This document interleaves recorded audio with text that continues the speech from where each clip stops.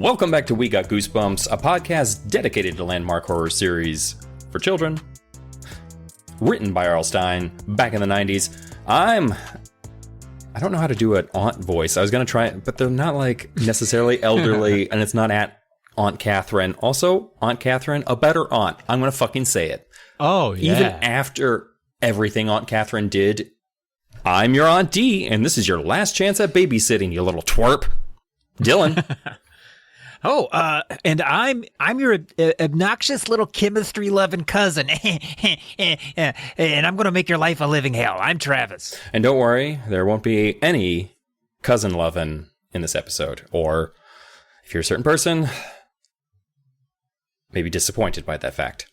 Today we're talking about number 29 in the series, Monster Blood 3, which, you know what? Now that I point that out, I feel like this is the 29th book in the series that does not implicitly or explicitly reference incest in any way. So that should be a note of trivia, I feel like, in a lot of these books, which was released in March of 1995. So this would have been a nice birthday present for me back in 1995 when I turned 10. And did you receive this book as a birthday present? I think this is the first time I've actually ever read this one. Really? Yeah. Okay. There's a little patch that I had like in the late 20s and early 30s of the book series that I missed. Like it starts getting a little more sporadic from this point out. Same, and we'll get to it, but this cover always stuck out to me. It's a very good cover. I like it, and this book always had an allure because of that, but I never read it because it said Monster Blood 3, and I knew for a fact I hadn't read the other two, so I wasn't going to start on the third one. I'm a man of order. And it does kind of matter. He does a little bit better about keeping the story of the previous books in mind compared to some of the other sequels. Mummy, Return of the Mummy. Oh. So this one does a good job of that. The one where Uncle John, or whatever his name was, didn't remember mummies coming back to life in the first book, and in the second book was like, now kids, no more of this moving mummy talk. That's poppycock. It's like, dude, what the fuck is Uncle wrong Ben with you? And his poppycock. Nobody had a good memory in that book.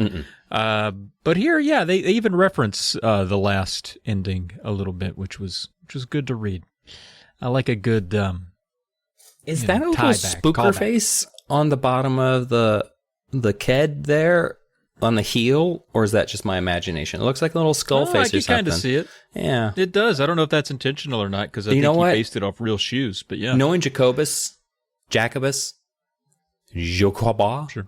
I feel like he looked at the actual bottom of a kid and drew that out. Well, here's the thing. It's his feet. Oh. We could jump right straight to the cover. Yeah, he took a picture of his own feet and used that as the inspiration for this cover. Kind of the 90s jeans and all. Oh, I can sort of see the face, actually, the eyes anyway. So, yeah, that's just the shoe design. That's not spook. Yeah, I don't hate the cover. I think as a kid when I saw it, it reminded me too much of Honey, I Blew Up the Baby. Oh yeah. So I was just like, so what a giant kid is like. But actually, like looking at it now, like he did a pretty good job of making that a terrifying looking playground. Like it is a weirdly unsettling playground that Evan's marching through with the Halloween orange sky and the giant can of Monster Blood that's paint sized, apparently. Yeah, I was about to comment that I don't know that I have ever noticed that little can of Monster Blood until just this moment. I've always kind of scanned past it. But there it is. It seems out of place because it's in the grass and it looks like it's kind of poured upon a flat surface. Yeah, I'm not going to knock him points for that, but that's a little strange. But I like this cover a lot. I mean, just from an artistic perspective, I think it looks really cool, and it does fit the book. Yeah, I enjoy it. Yeah, we don't have really that many international variants. In fact, the UK is the only one that had to be different because they've got to be different. That's their thing. They got to put it in the jelly. What did they do this time? I've already forgotten. Oh yeah, this is terrible. It's fucking Monster Blood. How are they going to fuck up the fact? They've done it twice already, where they fucked up the Monster Blood I haven't looked at it yet. I'm not looking forward to this. I don't want to look at it. I don't even know what I'm looking at. Ugh. Why semen this time? Why is the goo on the cover just semen? That is They could have upsetting. They could have just made the bubbly goop green and not added anything else to the cover. Yeah, if they had just done that, we would have assumed the can of Monster Blood was overflowing over the can. Why is it semen? Why is there so much semen? And also, why did it take them so long? It took 29 book covers for them to accidentally make jizz on the front of their book. And I'm actually surprised that it took that long for them to reach white for the color of the goo on the front. But, oh, God, it's just a frothy splooge blob. And then in the middle of it is a steel cylinder that has a blob that has the German flag for eyeballs and also fangs. I don't understand. Are those fangs or are those reflections? Oh, those are the pupils. They're little... Why does it have eyes? I think they're eyes. I don't know. I also thought maybe it was like a thumb and forefinger like coming around something, but I don't get it. I don't know why that would be. Like it's being hoisted out, like it's a little blob man or something, or like... No, I think that's eyes. It's supposed to be like monster blood. They made it very literal that it's monstrous blood, I guess, as opposed to a novelty slime name. Again, baffling. Absolutely baffling. This is why I get so mad about it. It's not really about the quality of the art. It's about the fact that it doesn't make any fucking sense. It just doesn't make... This is the worst one for me. It's been a while since they've been this bad. They phoned her in, man. It's terrible. I can't stop looking at it because I can't figure it out. Yeah, why is it foamy? What the it's just supposed to be toy slime. They had toy slime. They had to have. Why is it bubbly? Why does it have eyes? The fuck does it have an eye for? I don't know. I'm going to have to look at Jacobus's again to calm down. God damn, he did a great job. Oh. The tree, the happy little tree in the front. That Halloween orange sky. Hold on. What was that? Jacobus winning in a landslide. Unprecedented. I have to see 1,000 to 0. I have to see. Oh my fucking God. Yeah, the second one? The second one with the weird goofy ass hamster with the man hands kind of like coming out of the slime. All the Monster Bloods are just the worst. And the first one in the UK. Oh my God. I almost love this one now. The first Monster Blood was what looked kind of like those McDonald's trick-or-treat pails with a goofy jack-o'-lantern face on it, and it's got the same frothy green blood coming out the top of it.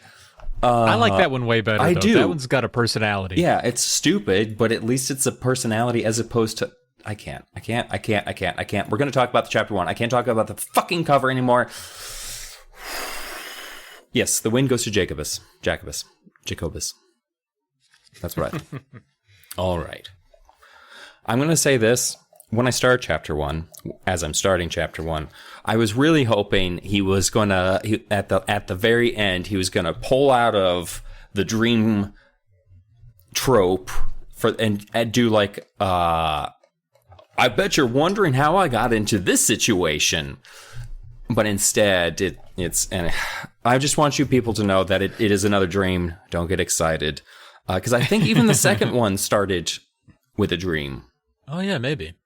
But in a very similar dream in the sense of it's about Monster Blood. So Evan is freaking the fuck out. Book starts off crackling in the dream with Evan screaming out, "The Monster Blood, it's growing again!" And but this time it's just the goo just on the floor, I feel like, and it's just growing on its own, and soon it's as big as 2 beach balls, which I feel like is a weird measurement. I don't like it when people put two objects that you can't easily pile together or like stack on top of each other. Like, how is that supposed to... As a measurement? That's weird. I don't like it. Like, it's, two elephants. Like, if you say as tall as two elephants, I know what to picture in my brain. But if you tell me something's as big as two distinct beach balls, I take that very literally, and I'm just trying to smush those... Anyway, so he's freaking out. I'm imagining a snowman now made out of beach ball. Yeah, that's basically, that's insane. And so we get a couple of little, in case you missed the first two books, he talks about how the monster blood at one point had made both his dog, Trigger, which, by the way, surprise, Trigger's still around. He was on death's door for the last two books, and I feel like it's been a couple of years since we were introduced to Trigger, but he's definitely alive still. I'm not saying I'm glad he's not dead. I'm just surprised that R.L. Stine didn't take the opportunity to kill Trigger off camera, just being like, oh, and Trigger, especially after what that fucking dog's been through. Like, the strain on his heart. I don't know how his heart is still working. Yeah. Jesus. So he talks about how Trigger ate something and got huge, and then how the class hamster Cuddles got huge. I want you to all remember that Cuddles got big because Andy, Evan's friend, jammed multiple spoonfuls of monster blood into Cuddles because she's a sociopath and just loves wrecking things. She's like just a fucking terrorist. So chaos generator. Exactly. And so the monster blood's getting bigger and bigger. Oh, it's in the driveway. It's going bigger and bigger, and it's bouncing and rolling. It's picking up speed as it's rolling towards Evan. I think the dream in the first book was Trigger being enormous, eating him. I think that sounds right. But then it swallows up one of the rollerblades behind his house, and he's just like, oh, fuck. This is years before Katamari Damacy, and I can't make that reference now. So I'm going to do a little reading of this dream, reality situation. He turned to run and went sprawling over the other skate. Ow! He cried out as he fell hard in his elbows and knees. Yeah, that's his voice. He's a weenie, I've decided. Ow! Ow! Pain shot up his arms. He had landed on both funny bones. Shaking from the tingling, he scrambled to his knees. He turned in time to see the seething goo roll over him. He opened his mouth to scream, but the scream was trapped inside him as the heavy, green gunk splatted over his face. He thrashed both arms wildly, kicked his feet, but the sticky goo wrapped around him, pulling him in. I can't breathe, he realized. And then everything turned green. Bum, bum, bum. Uh-oh. Oh, he be daydreaming. He'd just be daydreaming. His mom steps him out of it because he was eating green Jell-O, which is a lot like Monster Blood. It's just green Jell-O. Lime, probably. I always liked the green Jell-O, but... I love Jell-O in general. I would take a big ladle of Jell-O right now. Oh, yeah. If someone just came up to me and just like, slurp it up. Oh, I love it. Yeah, cold Jell-O. Yeah, I love it. Just all over my face. I would have been a great kid to have been around in the 50s. All those savory Jell-O pit casseroles. My mom said that's all they ate in the 50s, and I was like, well, we did. This is a poor area, so I understand. It was also in vogue. Anyway, he's eating green Jell-O, probably lime flavor, and he asks to never have it again because it's so close to Monster Blood. I get it. And it turns out he's in charge of his little cousin Kermit today. That's who he's got to watch. That's the target of the babysitting job, Kermit. I don't know of many people under the age of 100 that are named Kermit that aren't frogs, but Kermit here is a tiny, nerdy little kid. I imagine Kermit as... I'm trying to think of a specific nerdy kid. I think there was a nerdy little kid in that movie Little Giants. Or no. The little kid from Dennis the Menace. There's a neighbor. They're just a nerdy little bastard. Sickly, Joey. I imagine. Sounds right. I think Dennis's friend is Joey and Margaret. Joey and Margaret. That sounds right. Yeah. Very Joey-like nerdy little bastard. Kid of his aunt. Oh, Margaret's the one with the glasses, though. So market, yeah. Oh, that's true. I'm conflating. I could be just thinking of the weakest Little Rascal, but I my memory's failing me on the weakest kids. Please don't remember the Little Rascals. Yeah. So Kermit is an 8-year-old, what they're calling a scientific genius. And R.L. Stine does, throughout the book, throw in some pretty big chemistry terms and words to add to the effect. And some genius, Mom, yesterday he melted my sneakers.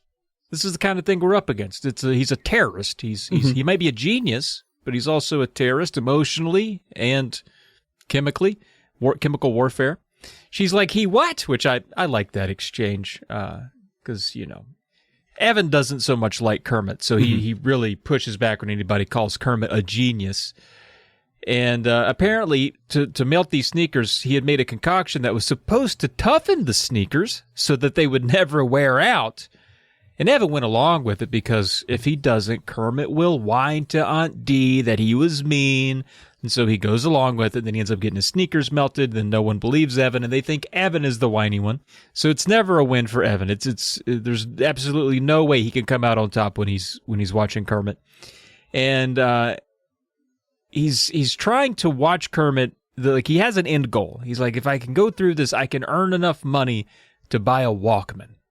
And I read in the trivia, modern iterations, or at least the 2018 ebook, changed Walkman to video games, since Walkman is a very outdated concept. Oh, yeah. When you said Walkman, I was like, hey, that was like $20, I feel like, when I was a kid. Especially since, I feel like at that time the Discman was coming out. So I feel like Walkmans you could get for $20-$30. That's true, yeah. And he's just in it for the money. He's trying to earn it to buy something. And but he hates doing it because Kermit is such a piece of shit. Wait, how much money was he getting per hour?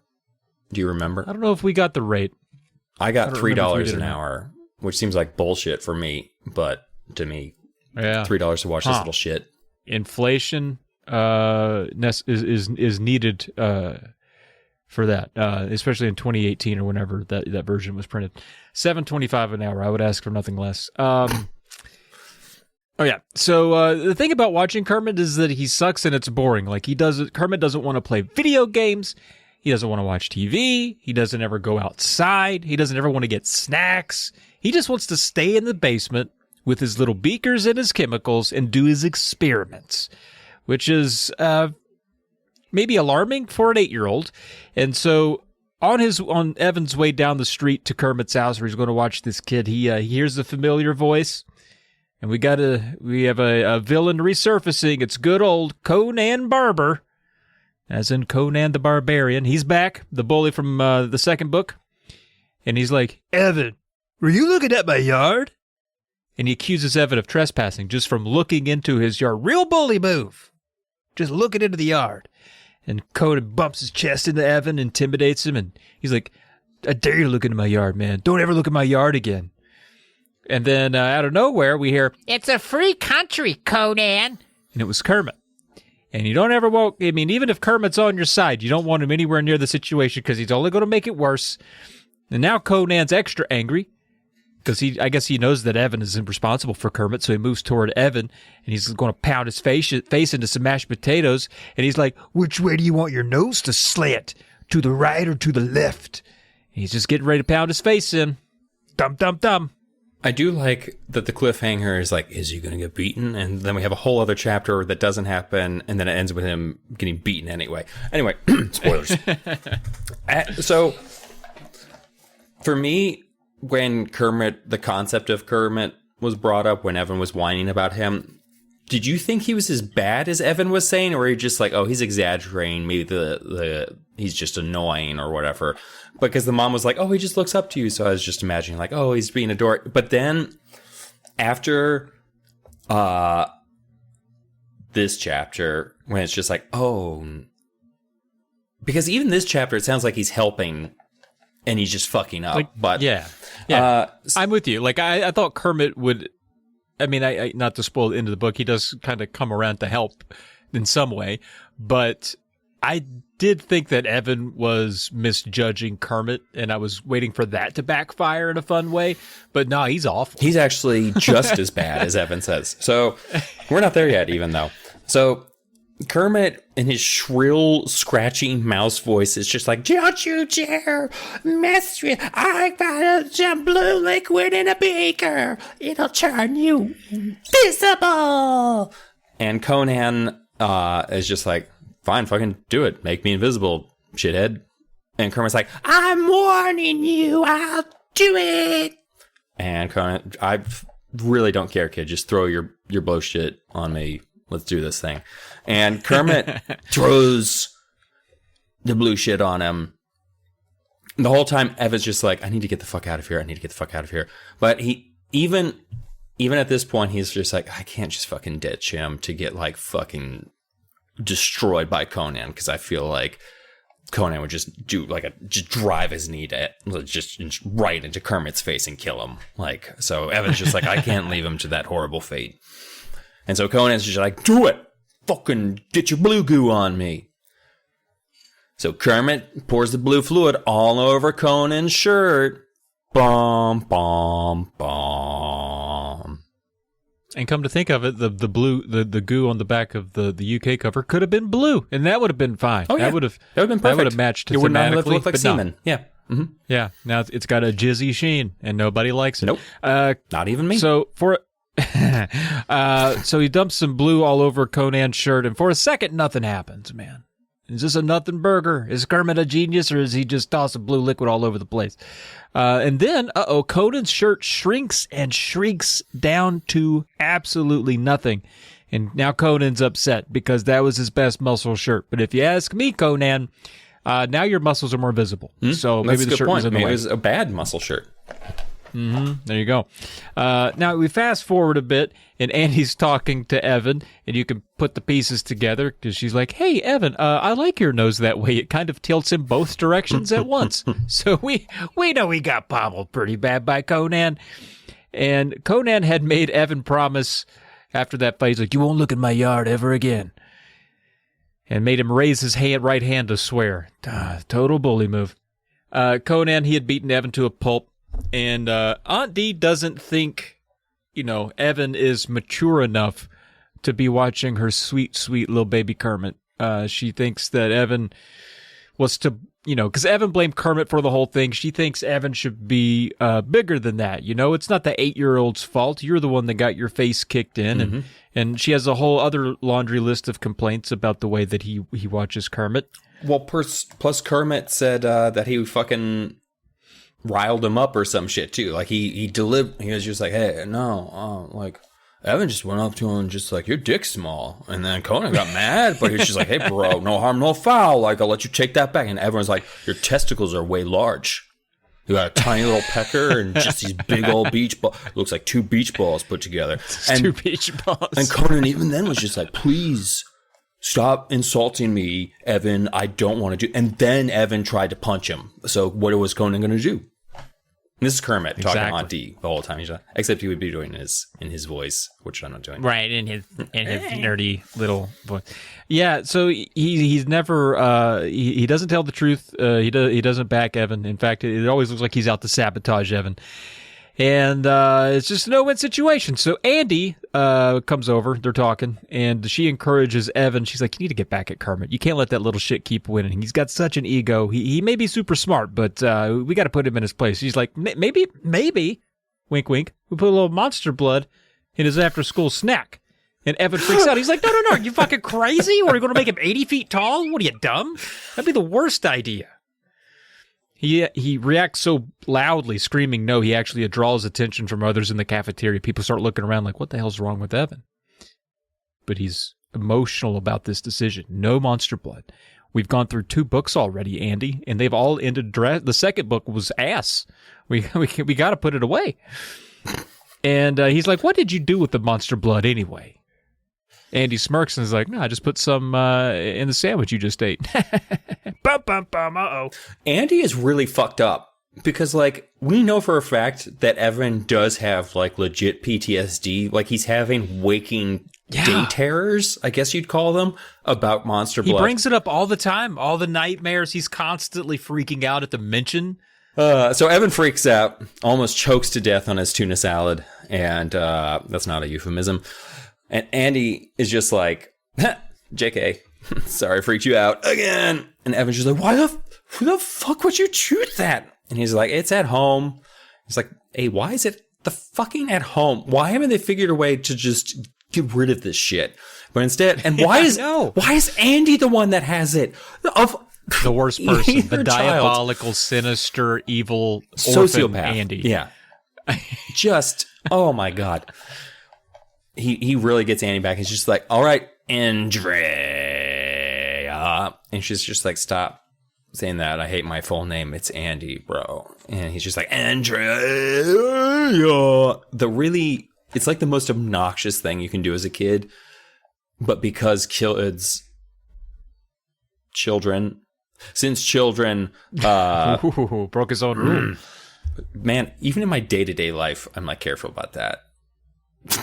I'll edit it out to keep the kayfabe. Don't worry. Wink, wink. I appreciate that. But then he keeps, after he does the Andrea enough times, he just comes back and is like, hey, Andy, hey, seriously, where the fuck is the Monster Blood? And you're like, don't worry about it. I put it in a hard-to-reach shelf. It's in the closet in my basement. Stay nice and cool. Won't get warm. And pop the lid of the can and start getting all gooey and gross and big. And again, I'd like to point out that the first can of Monster Blood had a spell put over it. And the second can of Monster Blood was the first can again. It had a bit in it. And then it grew back. Like there must have been a little bit in the can or something, I think they said. This is a whole new can. Aunt Catherine and her crazy cat didn't cast any spells on it, so it shouldn't do anything. It's a good point. I'm no spackle for that. One that I had completely forgotten. No spackle. Evan's like, hey, you didn't make up for, like, literally just fucking triggering me about the goddamn Monster Blood again, and you need to come over with me to babysit Kermit. And Andy's just like, But then she thinks, like, all right, well, he is better if I'm there. So I'll go there because I'm a good friend to you. But even now, she has an ulterior motive. Andy, just the best. You can always tell, too. She had the same behavior in the last book where she was very quiet when he would, like, press her about the Monster Blood. Mm-hmm. She'd be like, oh, yeah, I got rid of it. Yeah. No, I don't have any. No, don't worry about it. It's interesting. He was able to keep that character, that, like, coy aspect throughout. I like that. Because she's a fucking psycho. We get to Kermit's house. No Conan in sight. It's safe to go in. Go into Kermit's house. But he smells something funky as he gets closer. And goes down into the basement. Finds Kermit mixing a whole bunch of shit. Which is not what he wants. Not what he ever wants to see Kermit doing. There's just... Kermit takes the thing of green chemicals, dumps into a thing of yellow shit, and then he just loses his shit and screams at Evan and Andy, "Run, it's going to blow!" Bum, bum, bum. It's going to blow, so Evan runs. He trips over Kermit's sheepdog named Dogface. It's a fucking dog named Dogface. Best dog name. It's a good dog name, but also I was like, part of me, while I was reading this book, was like, how over it was R.L. Stine when he was like, well, name this fucking kid Kermit, this dog's fucking Dogface. I'm not even going to explain to you why the Monster Blood works. We'll make the kid big, whatever. Like, it just seemed like he was mad for a minute in this book. But anyway, he trips over Dogface, lands hard. Andy hasn't moved. She's just been standing in the room, defiant about the whole situation. Kermit yells, run again. Run! We gotta run! But Andy knows better, and she mocks Evan for falling for it. Can't believe you believed Kermit. And then Kermit grins. He does a little shit-eating smirk. And then he also mocks Evan because it was just a joke. It was all a joke. It wasn't going to explode. Devious little shit. He and Andy are kind of on the same wavelength when it comes to making Evan feel like a jerk. Yeah. So Kermit tells them, he's like, I was mixing chemicals because I was trying to cure Dogface's hiccups. We got a dog's got a bad case of hiccups. And I thought maybe just mixing a lot of chemicals in here would fix the dog. And Evan's like, okay, first of all, you shouldn't be giving the dog strange chemical liquid. Don't make a mixture and give it to the dog. I'm telling you now, don't do that. First of all, you could hurt the dog. And if Aunt Dee finds out that you fed the dog weird stuff and something happened to the dog, I'm losing my job, straight up. And Kermit's like, listen, I know what I'm doing, Evan. I know what I'm doing. Well, meanwhile, off to the side, Andy's been minding a mosquito bite on her arm. One of those details that I was like, is this going to matter later? And it did, thank God, because I wrote it in here. But Kermit notices that. She's picking at the little bump, and he's like, hey, I've got a little more of the shrinking liquid left. And he says that he could shrink that bite, I guess making it disappear to where it doesn't itch anymore. And she's like, nah. And she tries to avoid him, but he grabs her arm and pours it on her skin. Bub. Yeah, I would be real concerned about that's not how bug bites work, right? That you can't just... Oh, wait, I'm sorry. I'm not a doctor, apparently, because miraculously, the entire bite on Andy's arm disappears. Now Andy's just like, oh, fuck yeah. This poor-ass orphan sees a free ticket to Moneytown right here. And she's just like, Kermit, you need to know how to make more. And this is the important thing, because Kermit's just like, oh, I don't think I know how to do that. And it's important to remember this because of what he says later when he's a complete lying douchebag. But we'll get there in like 20 chapters. Almost exactly, actually. So Kermit's just like, I don't know. And he doesn't even seem that fucking excited about that. And he goes back to his hiccup cure because Dogface is hiccuping. And even Evan's just like, that dog looks real upset about the hiccup situation. And dogs do get hiccups. I don't know if you've ever seen a dog get hiccups, and it's just like, oh yeah, it just doesn't really look like it troubles them that much, to be honest with you. It always just seems like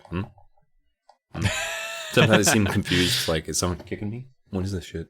It's like when a dog farts and they like check out their own butt, like, what the fuck happened just now? Right. Who did that? Did a devil leak out of me? What was that? Jesus, guys, I don't know what happened just now, but fair warning, Satan just ran out of my butt. And I have a funny story about a dog fart, if you don't mind. Yeah. It was the funny when I was like 7 or 8 years old, and my dog was we had a little poodle, little black poodle, house trained dog, and he was laying on his back, and my dad was rubbing his belly really hard, and it was very funny. The dog was getting a good kick out of it. Then the dog farted, and it scared itself, and it jumped up and bit my dad's hand. He got so scared of his own fart, he thought my dad did something to him. It was the funniest thing I'd ever seen in my life. Anyway, violent dog fart. Oh, dogs. So, dogs are the best. Next to cats. I just decided to throw that out to you. Just That's very funny. For all the cat people out there. Cat people, we are indignant. For all the cat people in the audience, this one's for you. Cats are equally acceptable as dogs. But Evan keeps going like, hey, you can't feed the dog whatever crazy-ass poison that you're about to feed it because you have no idea what you're actually doing. And the whole time, Kermit's just ignoring him and just making things. And like, it sounds like he's making meth, literally at one point, because he's just like, he's got a tray full of, like a cooking tray full of white crystals that he gives to the dog. And then the dog loses its fucking mind, if you remind. So I'm pretty sure... Oh, yeah. The dog's tweaking because Kermit made meth. So, which I guess cures hiccups too. We should have a meth addict on. Is Uncle Doug a meth addict? Oh, 100%. Yeah, or recovering. Yeah, it says he's recovering, but he's... I mean, he should know about the hiccups thing. And if not, he could test it for you. So, if you could ask Kevin. Really lost the page on this one. So, and he's like... You know what, Kermit? You cure that dog's hiccups. Which, honestly, to me sounds like Andy being like, I want to see if it kills this dog. But apparently it's actually a whole other reason why she does this. And Andy's like, well, I'm going to do my math homework right now. This math test, take-home math test thing I'm going to do right now. It's super hard. I'm just going to do it right over here. I'm going to be doing math equations over here. And Kermit's just like, what the fuck is that? Is that math? I love math. Let me do that math. And Andy's just like, He's oh, so into no, I can't. Oh, okay, you can do my math homework. And she gives him the math homework because Kermit's so fucking smart that he loves doing math. Fucking nerd. And so he's just like blazing through it. And within like 5 minutes, he's done with the test, hands it back to Andy, and then he goes back to making dog meth.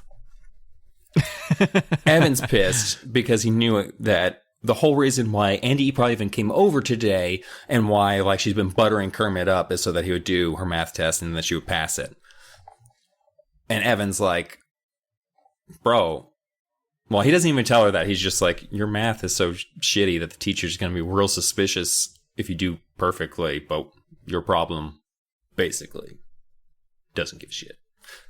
So Evan's continuing to do the like, stop. Kermit, no. Stop it. Don't do it. Kermit, don't. I swear to God, I will tell your mom. And then Kermit gives meth to the dog.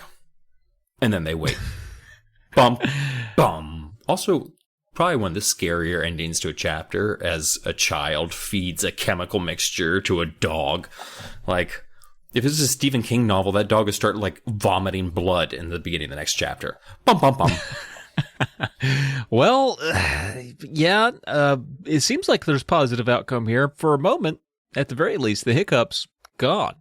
So I guess it's hiccup be gone. And it turns out, as Kermit's like, it was a simple mixture. It's just a little tetrahydropodol with some hydrodroxylate crystals and an ounce of megahydroxyl oxyneuroplat. Any child could do it.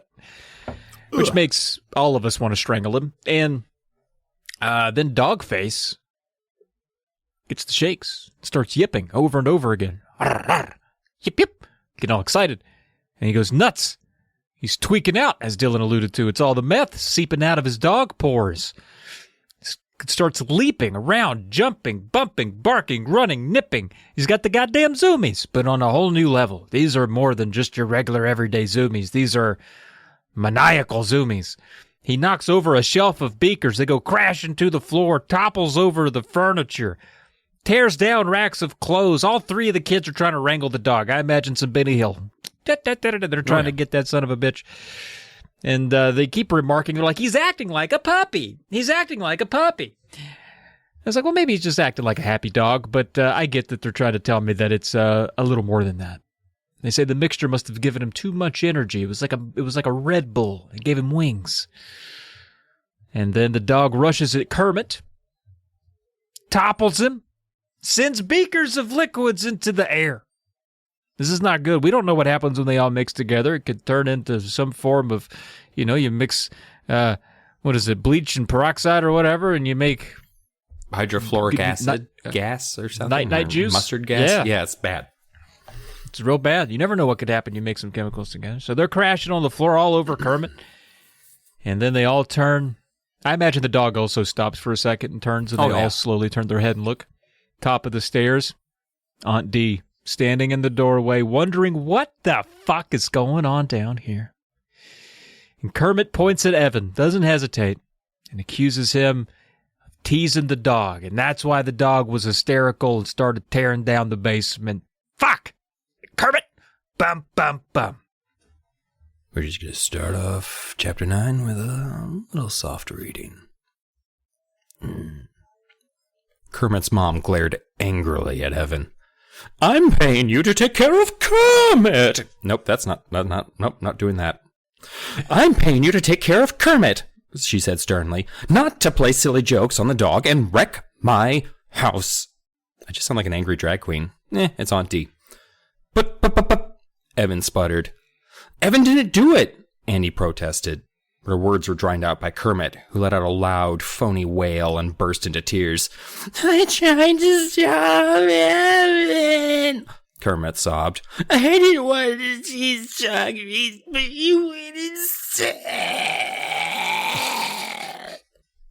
Kermit rushed into his mother's arms.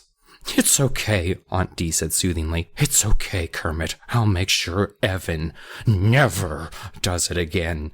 She turned her eyes angrily at Evan and as Kermit continued to sob, holding onto his mother like a baby. Sorry, I almost put it an improvisation there. That would have been wildly inappropriate. Evan rolled his eyes at Andy. Andy replied with a shrug.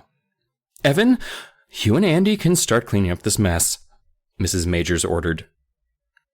Oh, I'm so used to her being called Aunt D that, like, Mrs. Majors. So Kermit Majors?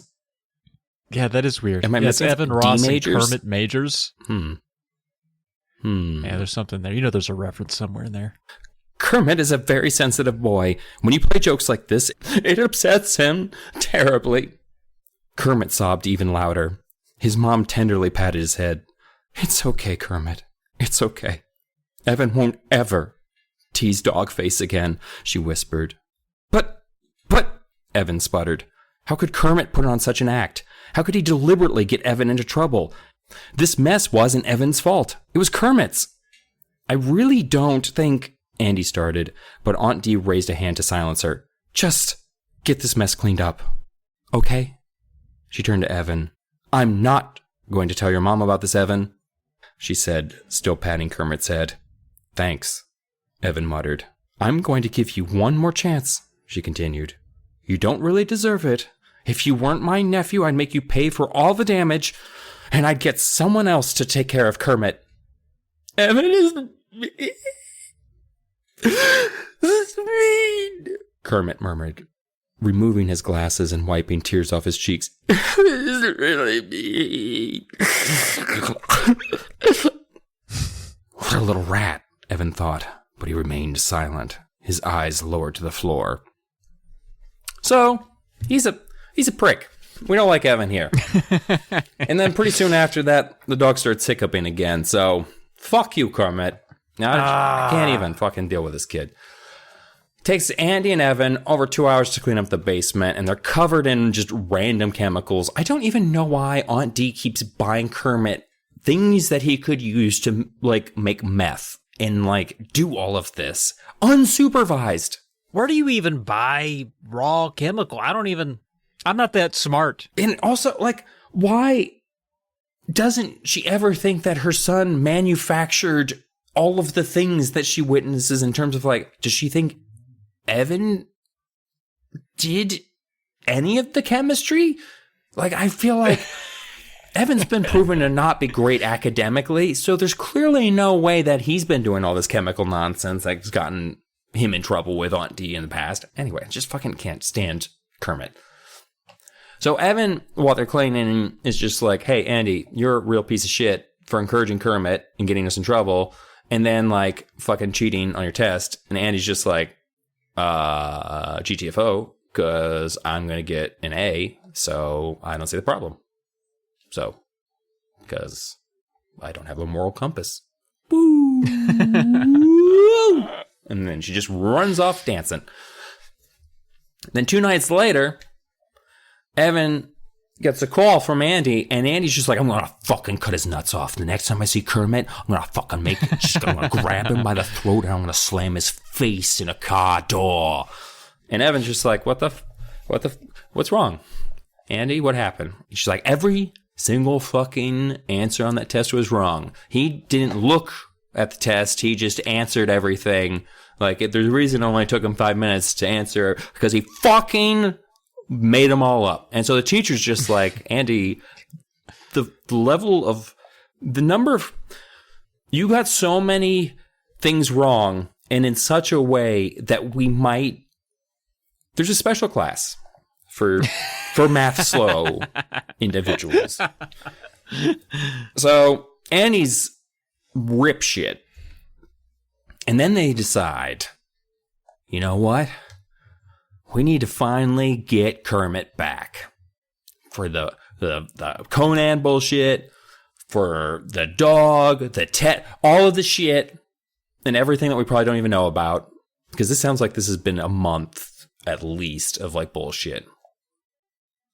And Andy, of course, as always, is just like, and you know how we're gonna do it, Evan. You know how we're gonna get revenge.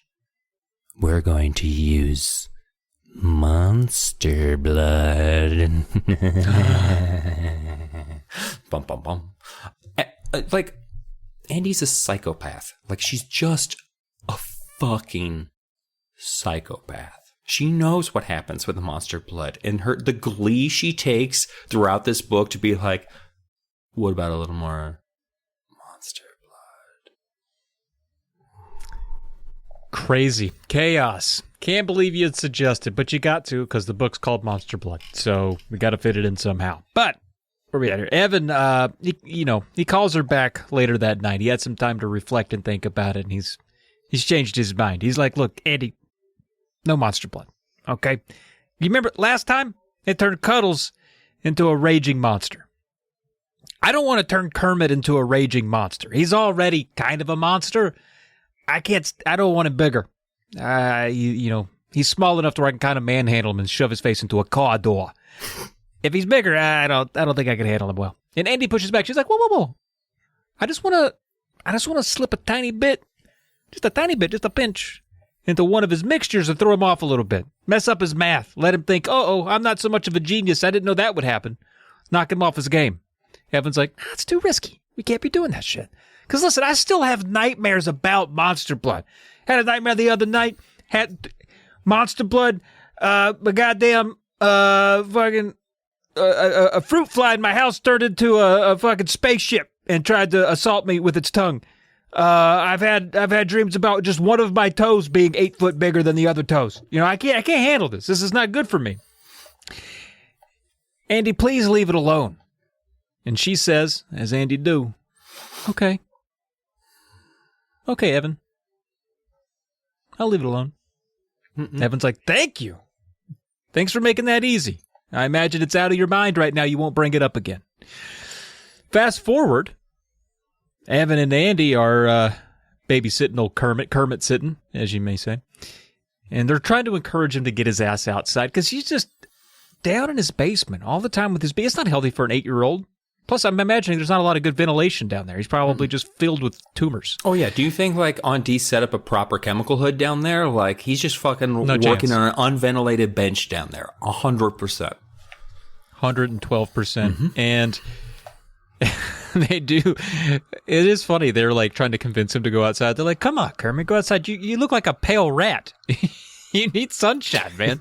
And Kermit is visibly hurt. He's like, oh, fuck. Okay.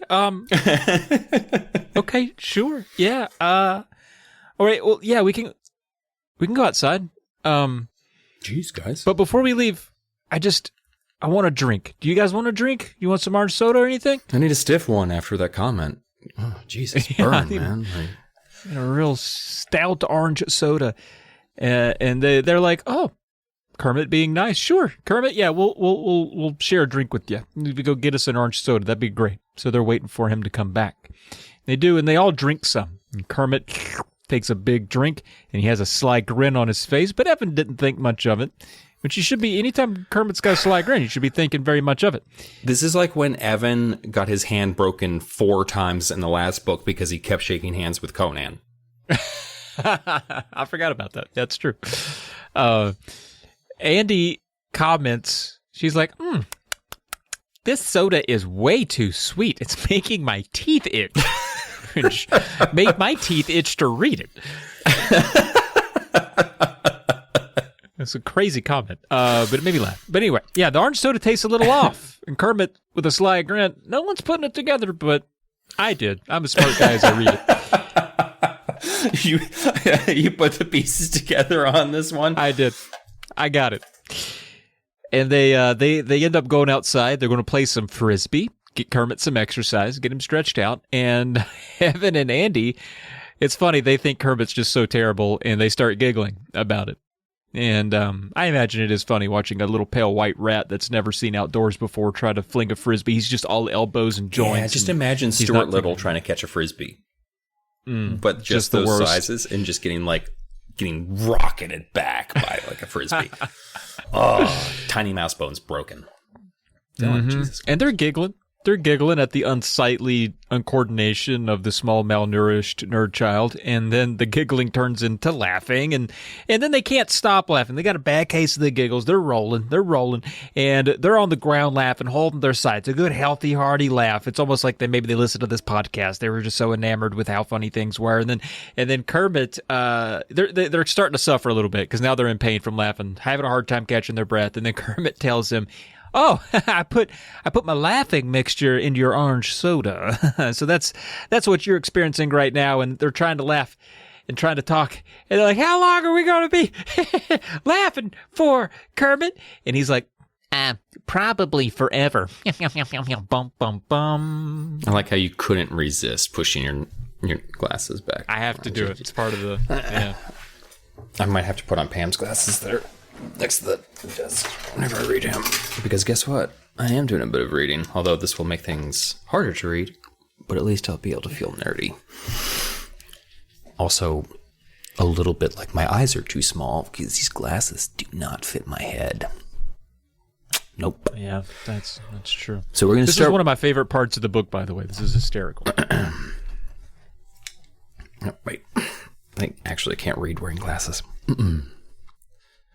Evan took a deep breath and tried to hold it, but the laughter burst out of him so hard his chest ached. Laughing giddily, Andy made a grab for Kermit.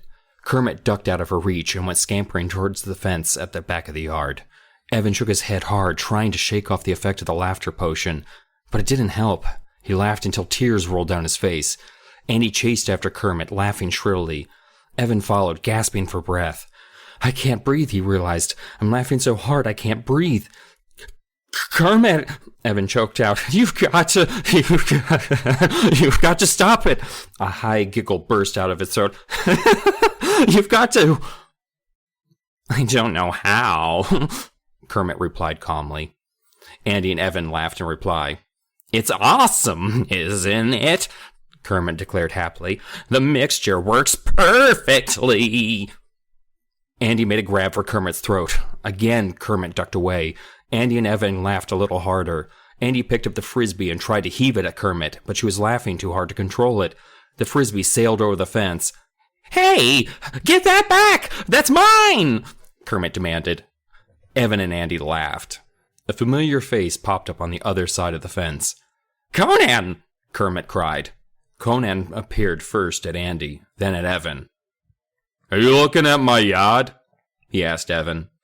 Evan struggled to hold it in, but he let out a high, shrill laugh.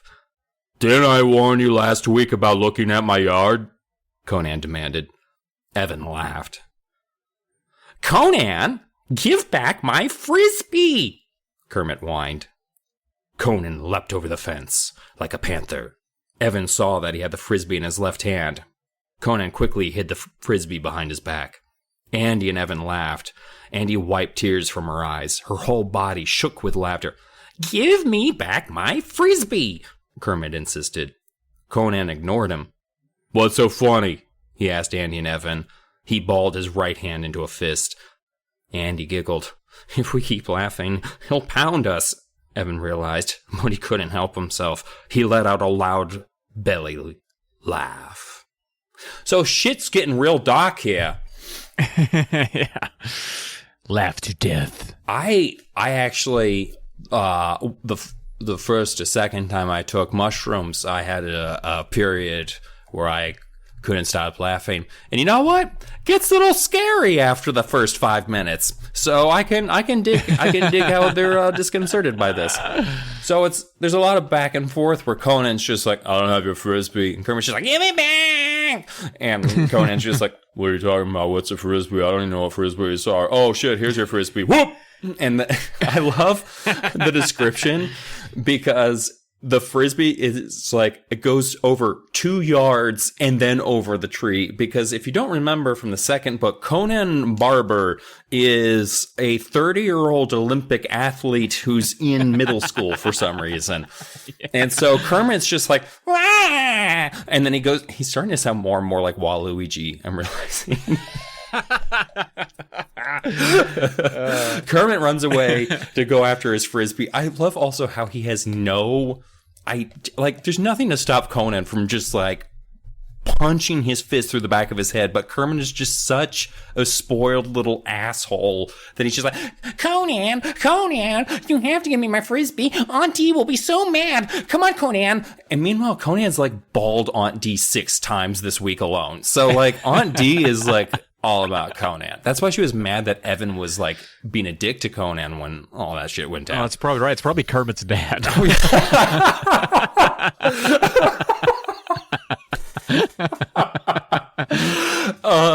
And Kermit doesn't know, but Conan definitely doesn't know, and he hates it. Yeah. He just fucking hates it. Jock, I can't believe you're my son. Where did my sperm be so weak? That explains the UK cover. Wow. Yeah. Oh my god. So, Jesus Christ, where the fuck are we?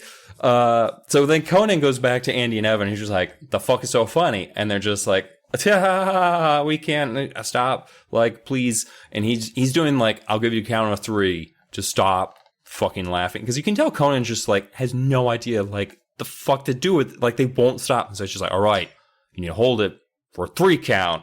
And then I won't beat the shit out of you. I'm giving you that much. I'll fucking 3 count. 2, 3, 1, and Andy and Evan just like lose their shit and start laughing before they can't even hold it for 3 seconds. Kermit comes running back and he's like, guys, you have to help me find my Frisbee. I know I poisoned you with a laughter potion, but you have to help me. I'm going to tell Aunt Dee that you ate my Frisbee if you don't help me find it. Evan, are you listening to me? And Conan's just like, what the fuck is wrong with those two? And Kermit's just like, oh, they told me earlier that you have a tiny penis and they think that's really hilarious. Actually says something like he looks funny, and Conan's just like, right.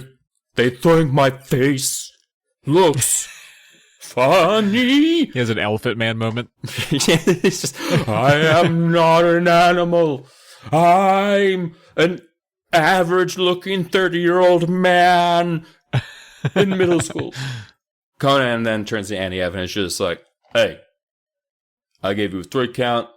The twerp says, and I gotta trust him because he's my blood. He says that you think I'm funny looking, so I'm gonna beat the shit out of both of you. And they just start laughing. And so it's kind of like a very hilarious ha ha. Was that a It was a ha ha ha. But it was okay, it was like a dum dum dum because I can't start talking until the dum dum dum's official. So. It's thematically relevant, I guess. I don't know. I'm drunk, so.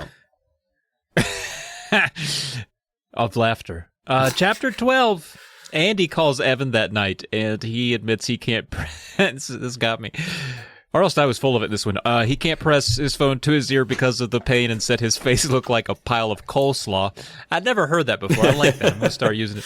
When are you going to use coleslaw face? The next time you beat up a small child, it's like, your face looks like coleslaw. Tell your friends. I specifically like a pile of coleslaw. Oh, sorry. That's not typically how it comes. It's just coleslaw. A heaping mound of coleslaw. Yeah, usually it comes either on a pulled pork sandwich or in a tiny cup on the plate. Always in a tiny cup. Long Always John's, tiny cup. Silver's loves their tiny cup of very mayonnaise-y or whatever that white liquid is. We don't have to get into it. Evan asks Andy how long it took her to climb down from that tree. Apparently, we could put it together, Conan, and put her up in a tree. And, Conan, I'm sorry. I keep saying Conan. I did because I did an NES friend review on the game Conan, and I kept saying Conan, and most of the comments were calling me out about what do you think? Is it Conan O'Brien, the Barbarian NES? Yeah, okay. Yeah, got that. But Andy's response was, well, not too many hours to get down out of the tree that Conan put me in. I thought that was funny. Yeah, because he doesn't beat the shit out of girls. Because I feel like it is a little disturbing to think about Andy having the shit beat out of her to the same level of Evan. Although it is more fucked up to think about like Andy just watching Evan get the shit beat out of him from her tree. She's like, Evan, keep your hands up. Oh, Evan, Jesus Christ. Okay, well, turn your face so that the beating's even on both sides. Turn your body. No, don't stand with your weight. Oh no. Okay. Oh, ooh. Just curl into a ball. Oh, man, just. Meanwhile, Kermit's just looking for his Frisbee in the weeds. Yeah, he's just like, Andy, come down and help me find my Frisbee. Well, it turns out they're both pretty sore from laughing. I imagine they are. And they swear they'll never laugh again, which they might not, given the ending of this book. And they recall Kermit. Well, Andy would probably think it's hilarious. True. She probably put Kermit up to it. They recall Kermit giggling a little bit while they were getting pounded, just reveling in their demise. And Andy then asks Evan, as he keeps the phone distant from his coleslaw face, "You ready to use that monster blood on Kermit?" And Evan gives in and says, "Yes. Yes, I am. Bum, bum, bum." She knows to ask when he's hurting and hurting bad. But, so after school, they're back at Kermit's house. Andy and Evan, chapter 13, by the way. Spoiler alert. And he's just stirring a big bowl of goo. Looks like thick batter, basically. We're just not gonna think about that one too much. We're just gonna move along. And Kermit's like, "Hey, I told my mom that you lost my Frisbee, so now you have to give me a new one." That's pretty funny, right? Angry. Evan is real angry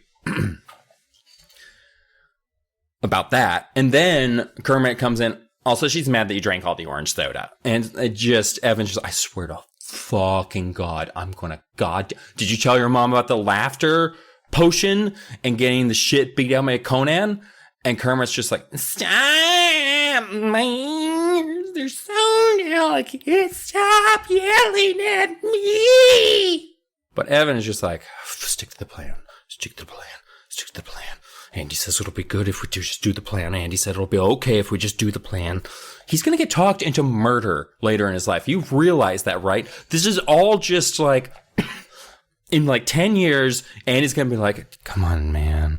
We just need to kill him. Just kill him, Andy. Oh, wait. Just kill him for me, Evan. Just kill him. Squeeze his throat." Anyway.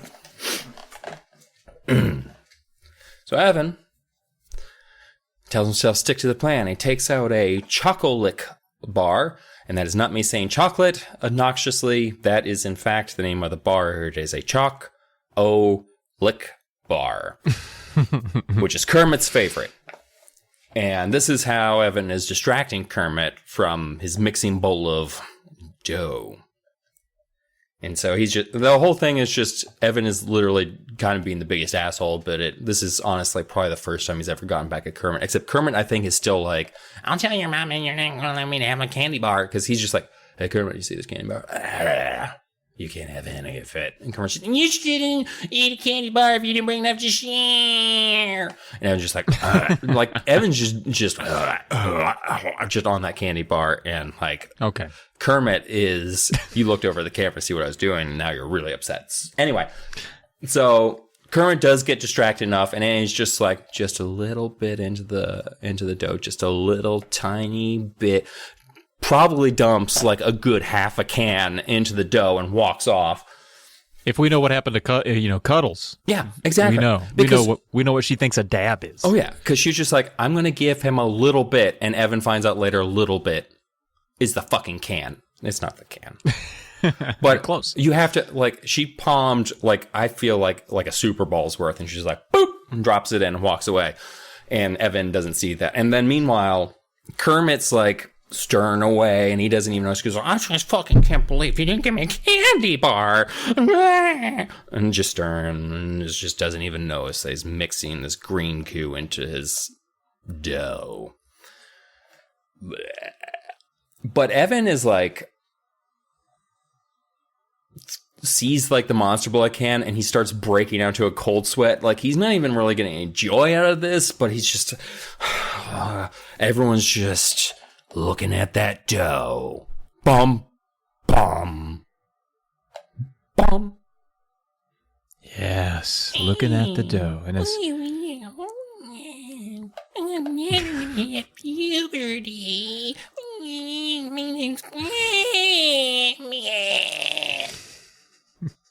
Jesus Christ. That's straight out of the movie Critters, I think. As Kermit he's stirring, not unlike an Aunt Catherine would stir mindlessly in her kitchen as chaos ensued around her. Kermit's stirring this mixture, and everyone grows quiet, and he just keeps stirring. It goes creepily quiet, as if someone's waiting to see what would happen. And then suddenly Kermit looks down and he notices his mixture has grown. He's like, my goodness. It seems the mixture has in fact inflated in size. A little like Cartman there, my bad. And he freaks out. It wasn't supposed to grow. Full Cartman, that's my bad. I warned myself and then I leaned in. I didn't even... Yeah, you have to go higher pitch to stay out of the Cartman range, I've been finding. Like, otherwise it does become very easily become like... It wasn't supposed to grow. It wasn't supposed to turn sticky and black. Weird sentence. And Andy and Evan look amused. They're like, ha, he's freaking out, dude. He's freaking out. He doesn't feel like a genius now. The math's not working out. And as it grew in size of a beach ball, another beach ball reference, Kermit then gets excited about it. He's like, wow, this is awesome. And it grew to nearly his size, right there in the old mixing bowl. And then he kind of switches back to... he's out of his mind of excited, but then he kind of gets concerned and he's like, well, we should find a way to stop it. And they're like, but how, Kermit? How do you stop it from growing? Because in our experience, you have to kind of fight a dragon at the end of the book. It's a very serious ordeal. What are you going to do? And they were just relishing in his unease. He's uneasy, dude. And it grew big enough, actually, to pin Kermit to the wall. Okay. He's This is the part where I realize that Andy is insane because, like, they know what happens. They know what happens. They know what happens. They know what happens every single fucking time when they do this. And Andy's still just like, do it. Come on, Evan. Tell me to get the can out. It's not as good if you don't ask. That's right. Fucking psychopathic. Their relationship is amazing. They should go up against the twins who had the ventriloquist dummies. Dude, Andy's insane. Yeah. Andy's insane, but sort of like in a good chaos kind of way, but maybe. This is like someone waking up in a saw trap with someone else and being like, oh, I can't wait to see how this goes. Like, that's Andy. She's just like, oh, God. Evan, I think that drill's gonna go into our bodies. And Evan's just like, why do I still hang out with you? We need to get out of the saw trap, all right? Come on. Get the monster blood out. Andy rolls in on the tricycle, let's be honest. But this concoction, this doughy, now it's turned black and it's very sticky and it's got Kermit pinned against the wall, and now Andy's getting excited because, as Dylan alluded to, she's kind of watching a boy die, and Kermit's starting to become scared about it, and now Evan's getting terrified because he's like, oh shit, I'm not going to be able this babysitting gig, because if the kid dies, I'm definitely not getting $3, and then he's like, how big would it get? What would it even do? I don't know why we didn't think about that, given that we have all this experience with this mystery liquid. And then Evan he looks down and amidst the chaos, notices he's still got that chocolate bar in his hand, and it was starting to melt. And man, if it's starting to melt, you got to scoop it up real quick. You can't get melted chocolate on you. It looks like poop. You can't do it. Not a time like this. He goes for it. He goes, oh, I got to quickly shove this in my mouth and then deal with my dying cousin. And so he does. He quickly puts the chocolate into his mouth, and right when that expanded concoction popped and exploded all over the basement. Bum, bum, bum. Evan takes a big, sticky wad of dough straight to the face. And, of course, some of it gets in his mouth while he's eating a candy bar. Because, why? Evan, what the fuck, man? Like, this is the first time I'm just like, what are you doing? So, obviously, I mean, there's a whole lot of bullshit here where he's just like, I don't understand what's happening. There's monster blood in my mouth. Nothing bad could happen. And he's like, there's a gross taste in my mouth. Whatever. Kermit is barely alive, stuck to the floor. Andy is just like, shit, it wasn't supposed to explode. And Kermit's just like, whoa, whoa, whoa. Well, I guess, wow, wow, wow. Hey, did you do something in my super batter? My sticky batter? And Andy's just like, fuck off, twerp. But Evan realizes that their revenge failed completely because Kermit's just like, oh, I want to do this again and again. Give me some more of that juice. What made it go pop? And like Evan's just like, Jesus Christ, I fucking can't even get revenge on this kid, right? Like Kermit's just, I couldn't have fucked up. I knew it wasn't me. It had to have been you two. Now give me more. I'll tell on D that you did all of this. It's you. And Evan's just mad because he's not going to get $3 an hour anymore. And he's so pissed. And he gets mad at Andy even though he gave her consent because she needs that from him before she'll do anything because it's part of what gets her off. But Kermit, he picks up a ball of the dough and he whacks at it. Evan hits him in the chest and just thick glob. I imagine like it's just as obnoxious to get off of you as real dough, but worse somehow. Like it's just like on his chest, and Evan's just like, what the fuck? And Kermit's just like, dough fight. And Evan's just like, I'm so fucking over everything. But then Evan's just like, oh shit, I think I've got like a fucking grow headache or something. I don't know. Evan leaned against the lab table. His hand rested in a puddle of dough, but he didn't care. He suddenly felt strange. His entire body started to tingle. His stomach felt queasy. He shut his eyes, trying to force the strange feeling away. But the tingling grew stronger. He had a strange whistling sound in his ears. His muscles started to ache. He could feel the blood throbbing in his temples. Maybe we can mop it up, Evan heard Andy say. Her voice sounded tiny and far away. He turned to see her pick up a mop and bucket from against the basement wall. That bucket is too tiny, Evan thought. Why does Andy want to use such a tiny mop? The room tilted to the right, then to the left. Evan blinked hard, trying to straighten everything out. His whole body buzzed as if an electrical current was shooting through him. He shut his eyes and pressed both hands against his throbbing temples. Evan, aren't you going to help me? Evan's voice sounded so faint, so far away. Evan, he heard a call. Evan? When he opened his eyes, he saw that Andy and Kermit were staring up at him. Their expressions had changed. Their eyes bulged in frightened surprise. Their mouths were wide open. What's going on? Evan demanded. His voice boomed through the basement, echoing off the concrete walls. Andy and Kermit stared up at him. The tiny mop fell out of Andy's hand and clattered to the floor. Such a tiny mop, Evan thought again, staring down at such a tiny bucket. Then he realized that Andy and Kermit were tiny too. Oh! A cry of surprise escaped Evan's throat. Everyone is so small. Everything is so tiny. It took Evan a long, very long time, given the last two books, to figure out what had happened. But when it finally dawned on him, he let out a shriek of horror. Oh no! No! He moaned. I'm growing bigger and bigger!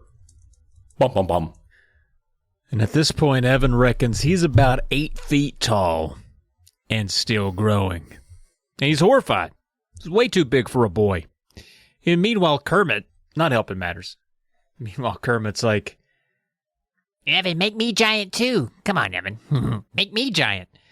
and Evan's angry. He doesn't realize how loud he is. They're like shushing him. He doesn't know how intimidating he is. Kermit's kind of excited, but also like quick to like cower from him.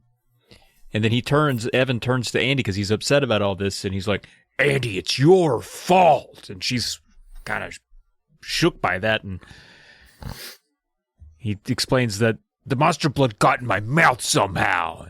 And explains how it happened. He had the candy bar, it exploded. Somehow. You had your mouth open, you fucking goober. He had his mouth open, took a bite of the candy. It hit him. Got that back spray, got in his mouth. He swallowed some, now he's getting big. And Andy apologized, but points out that, hey, look on the bright side. That monster blood didn't just get in your mouth. Got on your clothes too. And it's growing with you, so you're not naked. That would have been weird. Yeah. Your big old dingling, or your little old dingling. I don't really know. Yeah, we don't know. I don't know how it works. And Kermit's like, I want to be big. And he scoops up some of the dough to eat it. And Evans is not having it. He's still in babysitter mode. He takes his giant hand and he flicks it clean out of, with one finger, flicks it clean out of Kermit's hand. And he threatens Kermit, don't you dare. And Kermit backs down, trembling, like, Okay, having time, man. and then Andy starts asking way too many questions to Evan right now, who's in not a great mental state. And she's like, Evan, well, this is terrible. What will you eat? Where will you sleep? Where will you dump? Where will you take big giant dumps? Right? That's the big question. You'll have to eat 16 meals a day. How can you even go to school? There are no desks. Your size, what will you wear? They don't make clothes this big. And he's like, Andy, stop. And he feels himself growing. He gets a little bit of a tingle every time he hits a growth spurt. And now he's hitting his head on the ceiling. He's at least 9 foot tall. To the point that he has to stoop to get around the room. And he keeps growing and growing and growing. And he's realizing now, because they're in an enclosed basement that's just full of chemicals and shitty kids, he might be trapped down here if he doesn't get out soon. Uh-oh. Bum, bum, bum. Yeah, this whole chapter is me like, get the fuck out of the basement. Get the fuck out of the basement. Get the fuck out of the basement. Get the fuck out of the basement. You're too big. You're too big for her basement. So Andy and Kermit are just like, we should probably get him the GTFO out of here. And it's funny, too, because I want you, as I read around in here and talk about here, that Andy says she's going to clean up the basement later in the book. She's like, I'm going to go clean up the basement before Andy comes home. And you're just like, girl, what the fuck are you going to do about this situation? But anyway, we'll get there. I'm going to read a little bit here, in fact. Come on, Andy urged. We'll help you. You push and I'll pull, Kermit said, running to the stairs. Evan lumbered toward the stairs. His sneakers thudded heavily on the tile floor. He stooped his shoulders to keep his head from crashing against the ceiling. Try not to grow any bigger, Annie called, following closely behind him. Great advice, Evan replied sarcastically. Do you have any more advice like that? I don't know why he talks like an ant, but he does. Don't be nasty, Andy scolded. I'm only trying to help you. You've already helped me more than enough, Evan grumbled. He felt his body start to tingle. His muscles started to throb. No, please, no, he uttered a silent plea. I don't want to grow any more. He sucked in a deep breath and held it. He shut his eyes tight and tried to concentrate. Concentrate on not growing. I think I just saw you grow another few inches, Andy called to him. You better hurry, Evan. How big is Evan going to get? Kermit asked. He had climbed halfway up the stairs. Is he going to get bigger than an elephant? That's not helpful, Kermit, Evan muttered unhappily. Please stop asking questions like that. Okay. If you get as big as an elephant, will you give me a ride? Kermit demanded. Evan glared angrily at his cousin. Do you know what elephants do to mice? He bellowed. Evan raised one foot and brought it down with a crunching thud to demonstrate to Kermit what elephants do to mice. Kermit swallowed hard and didn't say anything more. Evan makes some progress up the stairs, one at a time, but then he just fucking gets jammed up in there, jammed tight up these back stairs, real jammed up and tight. Just a big old boy in these tight rear entrance, and he could feel himself continuing to grow. Dun dun dun. Yes, and he keeps growing until the walls beside of him start to creak and crack and crumble. But they manage to loosen enough that he can squirm and wiggle his way up through the stairs, and he gets free, and he runs into the kitchen, and then they don't even make a big deal, but he's able to somehow just run through the kitchen door and into the backyard. How big's the kitchen door? But anyway, he makes it into the backyard, thank God. Well, Conan stops by every night, so it's clearly big enough for Conan to go in and out of. Fair. Now that he's outside, this is where the book, I want to say, gets fun. Oh, yeah. Andy suggests, she's like, you got to go to a doctor. And Evan's like, what will a doctor do? And then he's like, he might put you on a diet. Thanks, Andy. Not helpful. But then she's like, but seriously, though, you could go to a doctor and just take the monster blood. That way they kind of know. It's like taking the snake that bit you to the doctor, which I think we had a book recently also suggest that. I guess that was the hairspray. The tanning lotion. Oh, right. When my dogs became boys, My Hairiest Adventure. That's what it's called. Yep. When Dogs Became Boys was my spoiling sort of the ending to that book and getting the title a little wildly wrong. Man, if we could rename the book, all the books by how they ended, that would be a great candidate for that one. But after discussing this, and Evan's like, there's no way I could go to a doctor. I can barely make it down the street without being noticed, which we'll find out here soon. They hear shrill voices on the other side of the fence. Now, at this point, Evan is very scared and worried about his situation, as you might think he should be. I mean, come on. This is potentially life-threatening that we're dealing with. You know, we remember Trigger. But now he hears these shrill voices on the other side of the fence. He hears a little kid yell, "Cut it out, Conan! Stop hurting us! Leave us alone!" And Evan peers over the fence and he sees Conan threatening the kids with a bat. Why is one of those children 100 years old? Leave us alone! Like, I don't know. Leave us alone. We're just a little old, child. But they're screaming, "Let us go, Conan! Let us go!" And then Evan thundered, "Want to play ball with me, Conan?" And all the kids look up and scream, and they flee, and Conan's jaw drops. He's like, "What the hell? A guy bigger than me in this neighborhood?" And Evan then just plucks the bat from his hand and snaps it in two. And then Conan climbs a tree and cries. That's like not... a little bitch. You simplified that a little bit. Evan puts him in the tree because Conan tells him that he's scared of heights, and Evan picks him up and puts him up as high as he possibly can in a tree. And then right, he he's like hugging the trunk because Yeah. he's afraid. And Evan goes from being scared about his situation to being like, well, that was fun. That gave me an adrenaline rush. That filled me with confidence. Let's go see what else I could do as a big person. I could do anything I want. I'm massive. And as he takes a step, he feels something crunch beneath his shoe. He looks down, and Kermit has both hands raised to his face, and he says, "Oh no, you squashed Andy." Bum, bum, bum. Evan's just like, first impulse, check the bottom. He sneaks, see what happened. So he lifts his foot, looks down, and he just sees Conan's skateboard under there, which is a nice touch. I thought we had a dead kid alert. To be here. I was worried. to be honest, good one, Kermit. Pretty funny. And he doesn't think it's funny. And she comes in, "Hey, Kermit, not funny, because I didn't do that to him. Only I get to fuck with Evan. That's my fucking whole deal, you little shit. I break Evan." So Evan threatens Kermit again. He's like, "I'll put you in the tree of Conan and snap you in two. I don't fucking care. I'm unstoppable. I'm an unstoppable giant. I'll kill you, Kermit." Straight up. So as he's walking along, car stops nearby. Woman and two kids stare at them. It's probably the woman and her two kids that Carly Beth scared a couple Halloweens back. So she's just like, "What the fuck's going on in this town? Atlanta, Georgia. So crazy." But he's just like, "Whatever, I'm just going down the street." Another car, like, you can just imagine like the sound of car brakes and honking horns. Just like, "What the fuck? There's a giant child."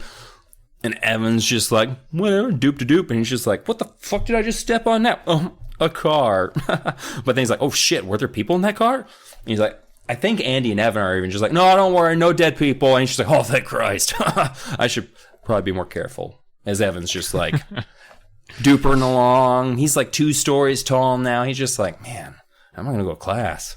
That's kind of lame, I guess. I mean, this kind of sucks to be this fucking tall, like something." But then, like, he sees more kids crying, and he's just like, "Oh, what's up, little shits?" And they're just like, "Our kite's stuck." I mean, he's just like, "Don't worry, ordinary people." And Evan reaches up and he gets a kite down for them. He's like, "Here!" And they just run in terror. And he's like, "Thanks for the kite." But then he's basically being the firefighter right now. Yeah. Because all the firefighters, we know what they're doing right now. Oh, yeah, they're planning to murder someone. But it's about to get Shadows of the Colossus up in here. So he sees a softball game going on. And this is not honestly the game I would have thought being a giant would be the best at, because you still got to hit that fucking tiny ball, which is now even tinier.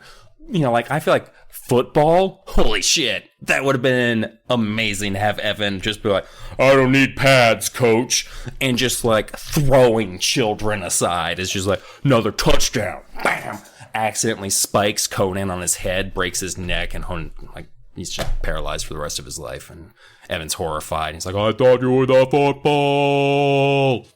Anyway, goes over the softball game. And he's just like, oh, these two kids never pick me because I suck at softball. But he was good at basketball. Remember that? He tried out for the basketball team, but the coach but Conan dunked him too many times. And by dunked him, I mean actually dunked him. Literally dunked him. Yeah. But anyway. So Evan heads on over. He's standing on the pitcher's mound because he wants to be even taller, I guess. And he's like, hey, everybody. I'm Evan. How are you? And I'm just like, holy shit. You're scary. But luckily, Andy keeps, like, throwing, like, lobbing out jokes and stuff. And, like, everyone's just like, oh, so he's not going to eat us? And she's like, no. Would I be joking like a serious situation? Don't worry. He won't fucking rage out and eat all of you or whatever, I think. I don't know, really. She keeps that last part to herself. So, Evan gets up there, and the kid is fucking missing the strike zone. So I don't understand why he's fucking being struck out. It should be like ball 1, ball 2. But whatever. They're just like, the pitcher's throwing at his ankles, and then strike 1. And he's like, this is why kids can't play fucking baseball, because they don't know what the strike zone is, apparently. But finally, pitcher, and I just think it's hilarious that he must just be like pitching like fly balls to Evan. So they have to be going like the easiest. It's like a T-ball, like a little league coach pitching or whatever. And so Evan takes the tiny bat in his hands and he just rockets that ball. The bat cracks in half because he's hit the ball. So it just... This is one of the few Goosebumps books where like the kid actually gets a power fantasy out of this. Like he beats the shit out of him. Well, he hangs... He can't really... If he tried to fight Conan, like he would have killed him. So he just embarrasses the shit out of him. But...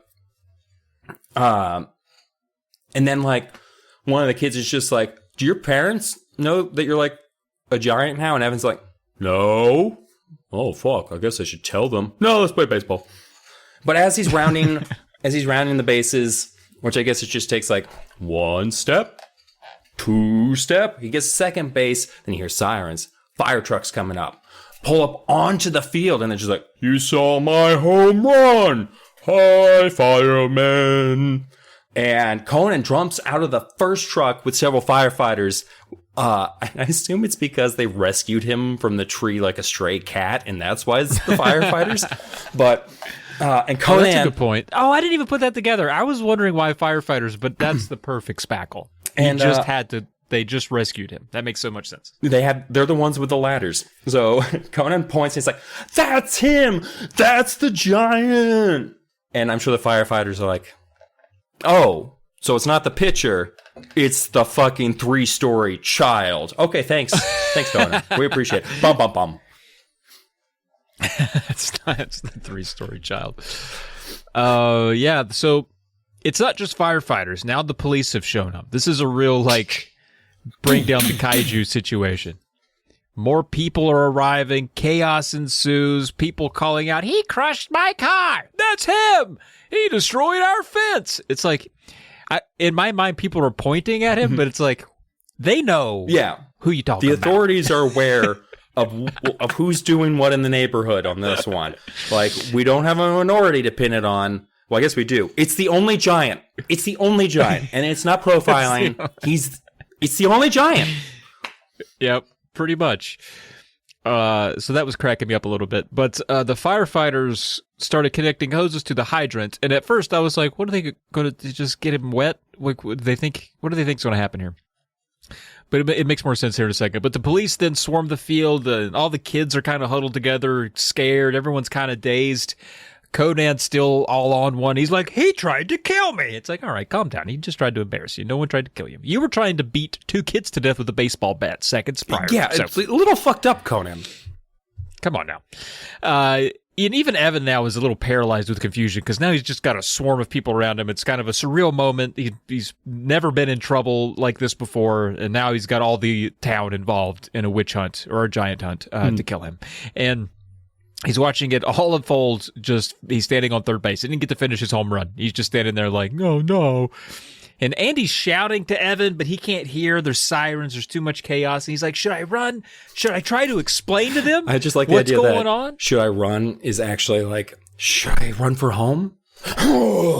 Yeah. He slides for no reason. Because this is the kind of shit that, like, you read about happen in, like, the 1927 World Series where, like, the players got so excited they just ran off the field before one of them actually completed his run around home plate, and so, like, they forfeited the game accidentally. I think that actually happened. But, like, Evan's going to forfeit the game because he's just like, not cops! Boom, boom, boom. So then an officer approaches Evan. He's nominated himself as the one who will talk to the giant, and he saunters up, and he's like, "What is your name? And are you from this planet?" And then Evan laughs. He's like, "What are you asking me if I'm an alien from outer space? My name is Evan Ross. I live in Atlanta on Brook Ridge Drive." And they're like, "What? This is a kid?" And but they cover their ears because he's so big, he's loud. And he doesn't realize how loud he is. And they're like, "God, he's yelling at us." And they see that as like a threat, I guess. And now the chaos is mounting, more and more police and more sirens and more people. And Evan, he can't take it anymore. And he screams, "Stop it! Stop it! All of you get away! Leave me alone! I mean it!" And then they're all like, "Jesus, dude." And everything went quiet for a second. And all the people froze, and they turned the sirens off. They flicked the switch. They're like, "Let's turn this off." And the officer goes, "He's turned violent. We got to break him down." Bum, bum, bum. So what happens is probably one of the more epic action scenes. And Evan, strangely, keeps getting involved in like the fucking hamster wrestling that ended the last book, where I'm just body slam through science tables or whatever the fuck. So what it follows is like a really intense scene where like Evan is just like, "I need to get the fuck out of here." And first, they're just like, "Bring out the fire hoses. Let's not shoot this thing." So what happens is like he's dodging blasts from the fire hose as it like hits the ground, and he notices like how hard it hits the ground. He's like, "That shit could probably still hurt me. Doesn't even matter that I'm this big." And so he's like charging at the fire truck, and and Stein's talking about him. He's like, "Whoa, not this fire hose. Out of the way, I'm giant." Leaping over the fire truck and just booking it. It's just like, "Okay, we're gonna hide." Boom, boom. He's like, "Can I go back to my house?" "No, that's real stupid. You told them where you live, so not there." Doom, doom, doom, doom. He's like, "I can't fit into any house. Why won't the police? Don't the police just see that I'm a boy? Why would cops shoot at an unarmed child?" That's in the book. Runs by his own house, lights are off, no crime in the driveway. Parents are probably useless anyway. Let's just put it that way. He's real pissed at Conan too, because he's just like, I'm jogging while I'm doing this. I don't know why. He's real pissed at Conan too, because he's just like, what the fuck, man? Like, this was between us, and you bring the cops into it? Like, I want to see him later. Because Conan has clearly been like, fucking, he said he was going to fucking suck my brain out through the top of my head and then just throw my body into the sewer. He was really he's real intense, and he's just a giant monster. I think he wants to eat everyone's brains. And like, so the authorities are just like, that sounds bad. And clearly he wouldn't lie to us. He's a 30-year-old man. So, and his son's right there. So, but then he knows that like, oh wait, there's a house being built near Kermit's house. So he runs over the house because he knows that like, there's no roof on it. He could like maybe hide behind some lumber, like a sad giant boy hiding from cops who want to shoot him in the face. Because that like once the fire hoses clearly aren't working, he sees like the cops like start like, all right, just pop a little button, a little holster thing, and get ready to draw, boys. So he's a little concerned about that. His plan is to go into this currently built house, wait till it's dark, and sneak back to his own house and be like, hey, Ma and Dad, had a bit of a growth spurt. No, not puberty. I'm a giant. Bom. Wait. Oh, here it is. Sorry, I skipped. Like, that was just a plan. That's not a cliffhanger. So he leans back against the lumber. I feel like he's got his feet up on a bulldozer and his head back on like a giant pile of lumber, like it's the house. And he's just getting ready to relax when all of a sudden he hears, got him! Bum, bum, bum. And then Evan panics and rises to his feet. Uh-oh, it's the police. They found him. No, it's fucking Kermit. And that little bitch. Andy, did you see that? I got him. I found him. Hey, I got him easy. Oh my god. Hey, Andy, I did it all by myself, you stupid little girl. Oh my god. Evan should squash him like a bug. Honestly, he should, and then hide him in the lumber, and then no one would know. Yeah. It would be perfect. The perfect crime. But anyway, then Andy appears out of nowhere, concerned. And Kermit thinks, this is awesome. He's like, It's like a movie.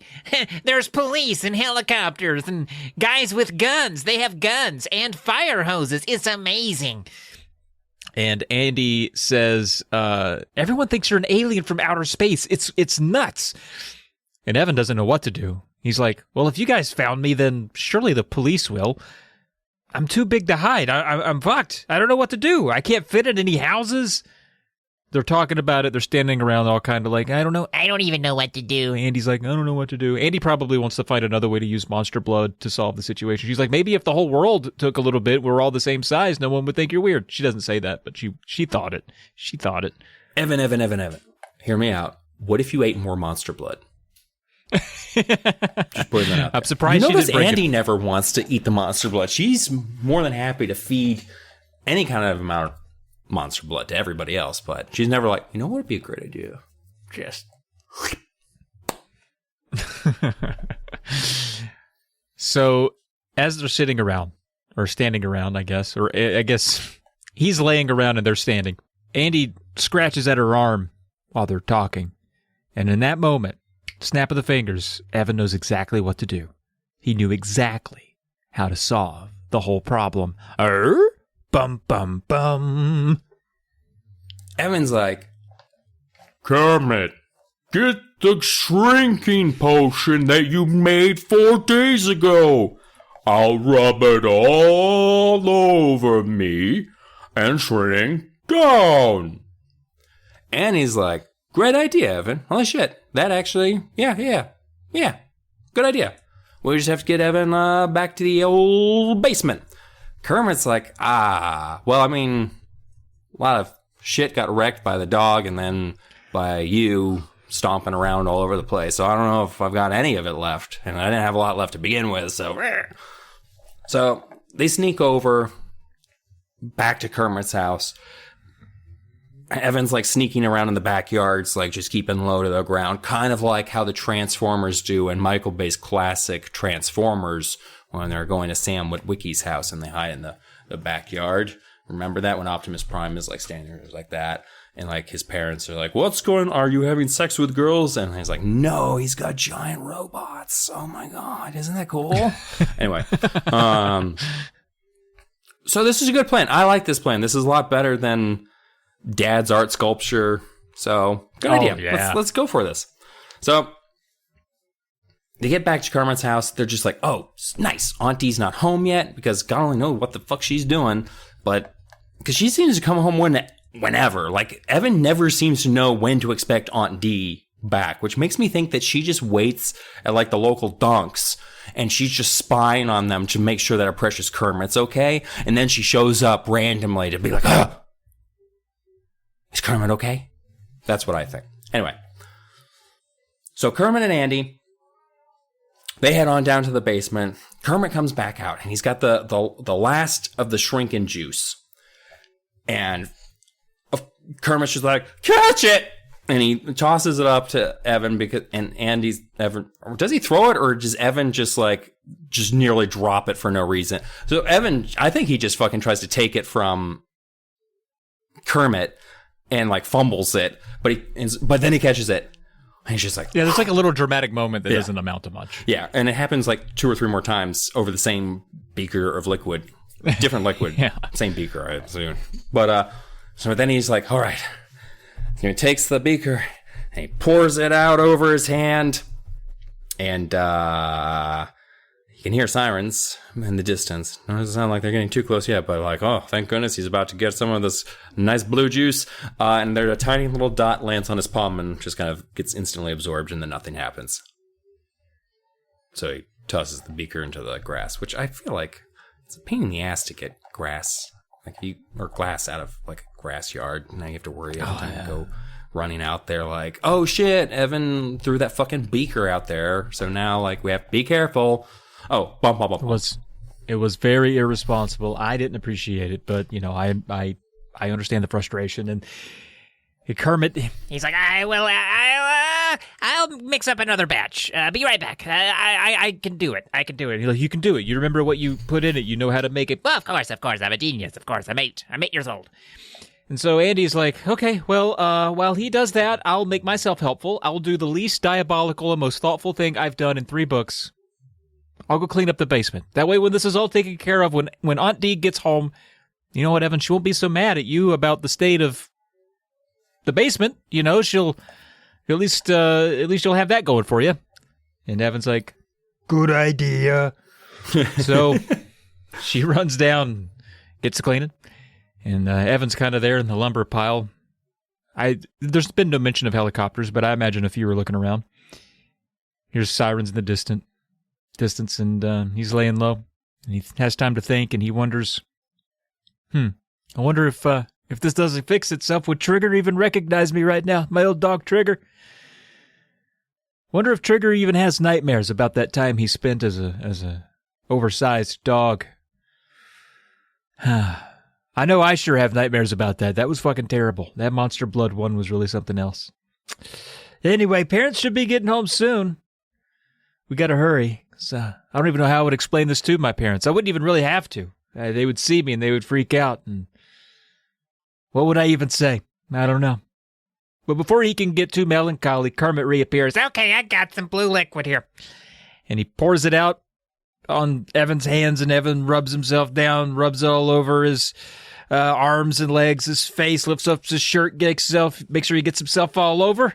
He makes sure that he's got it covered head to toe, and he looks at them and he goes, okay, you see any change? Bum, bum, bum. So, Andy's jaw does the old, and Evan's eye, or Kermit's eyes do the old, wah. Because Evan's grown tits. Yes. Because Evan is turning blue. And also he starts hiccuping, which I feel like is hilarious. Just a little thing to throw in there. But now he's really fucking pissed at Kermit because, like, man, if you could blame someone for giving you hiccups, I might punch them in the face. Like, especially if they stick around. Like, oh, God. But Kermit's just like, I'll fix it. I'll fix it for you. I don't know why his voice is changing constantly. He's a young boy. So he's like, I'll be right back. So Evan is just like sitting upstairs, just like, I'm fucking blue, and I got the fucking hiccups. I'm blue, and I've got the hiccups, and I'm fucking giant, and the police want to shoot me in the fucking brain. And Andy's just like, just keep cool, buddy. Keep it cool. Keep cool. Kermit comes back with another thing of blue look, and he's like, here you go, buddy. This is my special stuff. Don't you worry. Nothing bad could possibly happen if you put this on you. Evan just like splashes it all over himself like it's cologne, you know, all over his face, under the arms, under the pits, like just everywhere on his feet, behind the knees, over the knees. Just he's putting it all over himself. And he's just like, all right. So they're all standing and waiting. Nothing's happening. But then he feels that familiar tingling, like when he grows. They're just like, all right, everybody, guys. It's working. It's working. And Andy's like, fuck. No, it's not, Evan. Jeez. Ugh.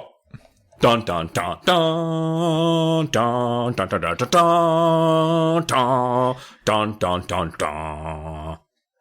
I had a Star Wars twinge to it. Yeah, I don't know why. I just kind of went with it, you know. You just feel a little spontaneous. Andy says, no, it isn't, because he's actually covered in feathers. Big, fluffy, white feathers, head to toe. And he looks down, he's like, no! Ugh, no! Still got the hiccups. He's hiccups. He's feathers. And then Kermit, he's like, I'm so sorry. I'm not sure what I'm doing wrong. And Andy's like, you look like a big eagle. Except eagles aren't blue. It's like, thanks, Andy. You're very helpful. So he looks like Sam the Eagle, then. He looks like Sam the Eagle. And he's just a giant, sad Sam the Eagle, just hiccuping, sad. And she's like, but eagles also don't get hiccups. And he's like, would you just stop talking? You're not helping. I don't think they do, actually. I think she's right. Yeah. Covered, yeah, I don't know. You would know. I don't know. He said he's covered in big fluffy white feathers, and he realizes now that the police are going to come at any minute and shoot him in the head, and it's all going to be over. And it can't get worse than this, because at that very moment, a police car pulls into the driveway. Uh-oh. What now? Bum, bum, bum. What should I do? Where should I go? Evan's a little panicky because he's just like, 5-0's here. It's kind of weird that 5-0 sends 2 guys, by the way. But whatever. You feel like we have a sighting of a giant. Let's send, I don't know, more than 2 guys. Maybe 4. I don't fucking know. So Kermit has an idea for one more mixture, and he books it back inside. And he says she sees these 2 cops. They look real mean. I don't know what that means in this context because, like, what? They're not going to want to make first contact with an alien race? Like, I feel like Andy could take a couple of slugs from, like, a 9mm. Like, I feel like he could take a couple before they could bring him down. Yeah, probably. And although, what would happen when he shrinks down? Would he still have bullets in him? Ooh. I guess so. So, yeah, that would be good. Assuming he does. I'm going to do a little bit of a reading. My final reading for the night. If anyone's been super impressed by the fact that I read this whole book, basically, and you'd like to hire me for some, like, I don't know, reading. I mean, it doesn't even have to be like children's books. It could be like pornography. So, I'll do either. Children's books or pornography. Just those 2 things.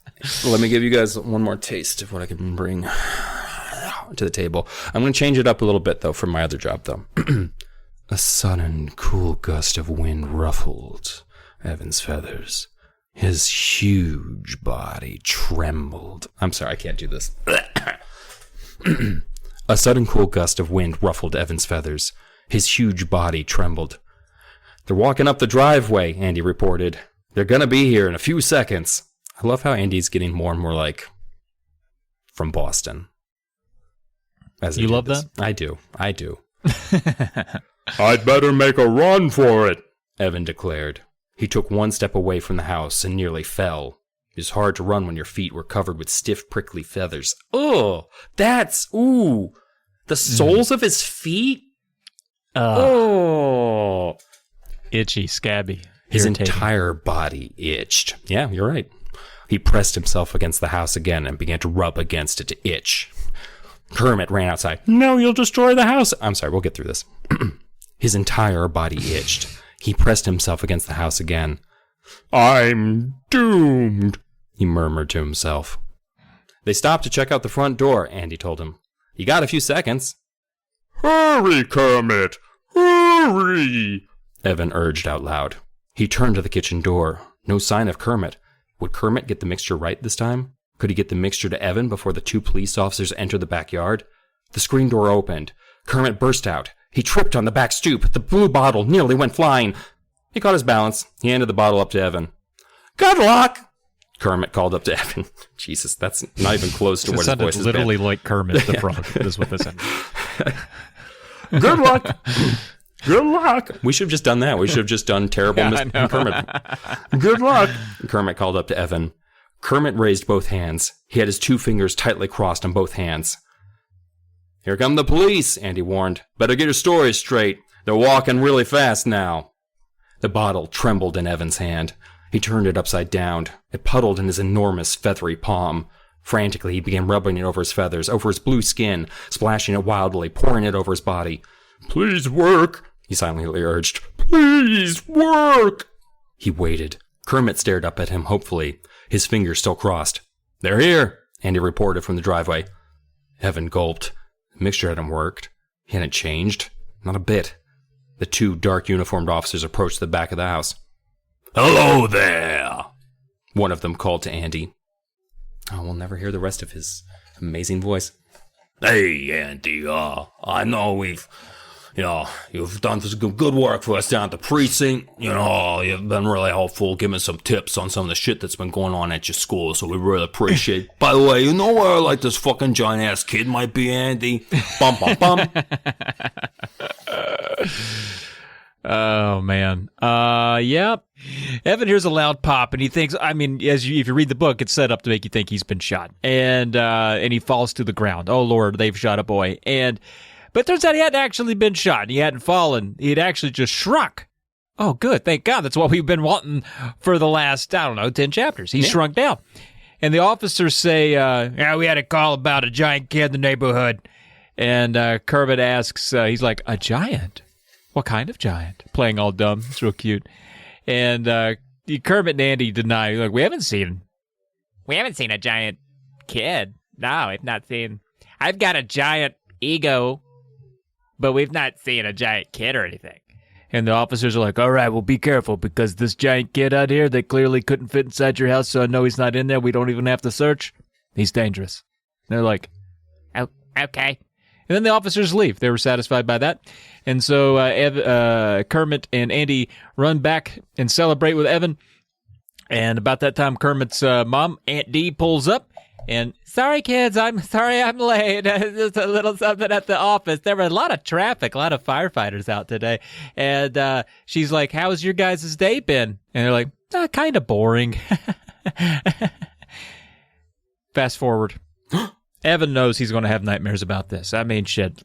Monster Blood 1 hasn't left him. He still has nightmares about Kermit, or about, I'm sure he has nightmares about Kermit, but he has nightmares about Trigger being oversized, and he never really has many nightmares about having to fight Cuddles in the middle of the school. I feel like that might take precedent, but, whatever. A fight he lost. Let's recap that one. Evan lost that fight. Straight up. Cuddles for the win. But that night he does have some nightmares. He has nightmares about a giant boy, or as he is as a giant boy being chased by rats, and all of the rats look like Kermit. Just terrifying. And then he gets out of bed. Got to reset the brain. Having a nightmare. It's good to get out of bed, change your surroundings for a minute. He goes to get some water, or wants to get some water. He wakes up. But the floor, he looks down the floor from the bed he's at. The floor looks like a really steep drop. All of a sudden. He's got like weird bed vertigo. And he's a little sleepy. And he looks, and he goes to turn on the lamp, but the bed table, the lamp was way too high. He couldn't reach it. He actually stands on the bed now. The lamp's still too far away. And he looks at the lump in the bedspread from the sheets he was sleeping in. The lump curled up over Evan's head. It was so big. The blankets were even piled up taller than him. And he realizes he's too short. He's very short now. As short as a mouse. Oh, no. Kermit made the mixture too powerful. Shrunk him too much. It wasn't make you back to normal concoction. It was literally shrinking concoction. It didn't have a turn-off switch. It didn't just know when to stop when regular Evan would be at regular height. It went way too far. Yeah, I don't know if I blame Kermit on this one. Because Evan's even, I think Kermit made too strong. And it's like, hard to prove in this case. Like, how the fuck is he supposed to know how to dose it? Yeah, seriously. He's, let me remind everyone, 8. And squeaking with... that little fucking monster. I do feel maybe we're a little harsh on the 8-year-old. Yeah. Maybe. But he's in his own bed, is squeaking with anger at Kermit. And then, Kermit. but then he hears breathing. And he realizes it's Trigger, his dog. Trigger runs over to the bed and actually picks up Evan in his mouth between his teeth. They won't put him down. Evan's like, put me down, Trigger, you big son of a bitch. Trigger doesn't. Trigger puts him in his mouth and carries him all the way down the hall and into his parents' room. And his mom, he can hear his mom say, "Ooh, what have you got there, Trigger? Did you find a bone?" Which would be terrifying to hear. And then Evan's, just there, tiny little Evan. He looks up and he sees his dad, and he's like, Dad, it's me. Do you see me, Dad? Dad, I think we have a little problem. And that's how the book ends. Bum, bum, bum. Evan, will he be noticed by his parents? Will he be stepped on? Will he be eaten by his own dog? Stay tuned. Monster Blood 4, the very last episode of this podcast, coming to you 2029. Are you fucking serious? So, I forgot there was a Goosebumps 4. 33 episodes from now. Wow. That's how we're going to finish things up. You know what? I feel like that's right for us. Yeah, for sure. So what did we think? Oh, man. Something occurred to me while we were reading this, where there's, I think I've kind of settled in a little bit more between books that are good Goosebumps books that are good stories, and books that are just cartoons. And this one's a cartoon. This one's too wacky and zany to really leave a mark with me. I'm not worried about anything. I'm not really caring too much, but still kind of a fun, like there are fun moments, like when he's really big and he gets to like be powerful and kind of revel in being the bully to the bully. That's kind of fun. Especially the since whole I feel like kaiju Conan moment was kind fun. of got it off easy in the last book where he just got chewed on by Cuddles a little bit. But clearly Right. that's only made Conan worse because he's an even bigger jerk in this book, I feel like, than he was in the last one. But Yeah, certainly. Because remember, we had a whole discussion about how Conan's home life was fine. yeah. They had great parents. He's just a dick for no reason. But he wasn't even that much of a dick in that book. He was kind of made to be one, but then deep down he was kind of a jerk, but he wasn't like a towering bully. And then this one, they stepped it up. Yeah. And I feel like that giant hamster situation really took it out of him. I think he's overcompensating after that. I don't even know what's going to happen after. Like, I feel like he's going to be like, if Evan and Andy are back for that one, I think they are. I think they're in all of them, but They got to be, yeah. no, I feel very similarly. I mean, this one is definitely better than the second Monster Blood, which was I think so. upsettingly dumb in a lot of ways. Like, the expiration date is what saves them at the end. All the effort to have Evan's dad's sculpture be at the school, and then it's instantly destroyed. Like, there's just so many moments in that they're just like, are you fucking serious? But all the moments I liked in that story were Evan and Andy. She's such an awful person. And so, like, this one was very much like, yeah, this is pretty trashy for a Goosebumps book. It's not the worst by any means, and most of it is just how much I enjoy seeing how Evan and Andy deal with their life's problems with Monster Blood over and over and over again. And Andy has learned her lesson. She just doesn't give a shit, and she wants more chaos. And Evan is just like the kite in her chaos breeze, just like, wee. I wish Kermit had died, though. I wish he had actually died. He's one of the most infuriating children. And at least Tara got wiped. You know, she was up there for Children I Can't Stand and Cuckoo Clock of Doom. But she got her just desserts. She doesn't exist anymore, which is a bit rough. But you know what? She's 6. How much of that is wiped, really? You know? So I feel like Kermit should have gotten stepped on. Yeah, I agree with you there. I mean, he's kind of an odd character because he's also not realistic in a way. Like, there's no 8-year-old that's really all that capable of what he's doing or anything like that. So from the get-go, you don't like him, but you already can't really. Yeah, he's a lot. R.L. Stein's so good about making relatable characters, and Kermit is just kind of a wrench in that, where I don't even like him because he exists. It's not even really anything about him. He's already kind of a MacGuffin. Oh yeah, he's been set up to you hate. It's kind of like that kid who is in the second Stein Tigglers, I think, where he invents the kid invents a a doorway to another universe where kids rule. And I feel like that kid was a better realized character in spite of the fact that he was doing bullshit things. I mean, he was the main character too, so that makes up for it. Like, because he was more of just like the logical friend that never knew how to have fun. He had his own thing, and then his 2 friends who were just like, let's stay in the kid world forever. Anyway, another thing about this one too is that you get a little bit of Aunt D, but it really is just those 4 characters and barely any Conan. It's really just Evan, Andy, and Kermit for most of the book interacting. And yeah, I was kind of sad we didn't see Evan's mom more, because we only saw her for like 1 chapter in the first Monster Blood, but it was interesting the way that she and Evan interacted with each other. Like, there's more between the 2 of them, and that I was kind of interested, because even by the end of that chapter, you can tell Evan's mom is like, I don't know if I should leave her with this lady. And part of it is like, I think it's also her dad, or it's Evan's dad's aunt. So it's not even like her relative. So she's just like, I don't fucking think I should leave my kid here, but we don't have an option. So bye, Evan. But so that whole chapter felt more than we got in this one. I was kind of Except I did kind of like that she did kind of take Evan's side. She's like, just be careful over there when she heard about the sneakers melting.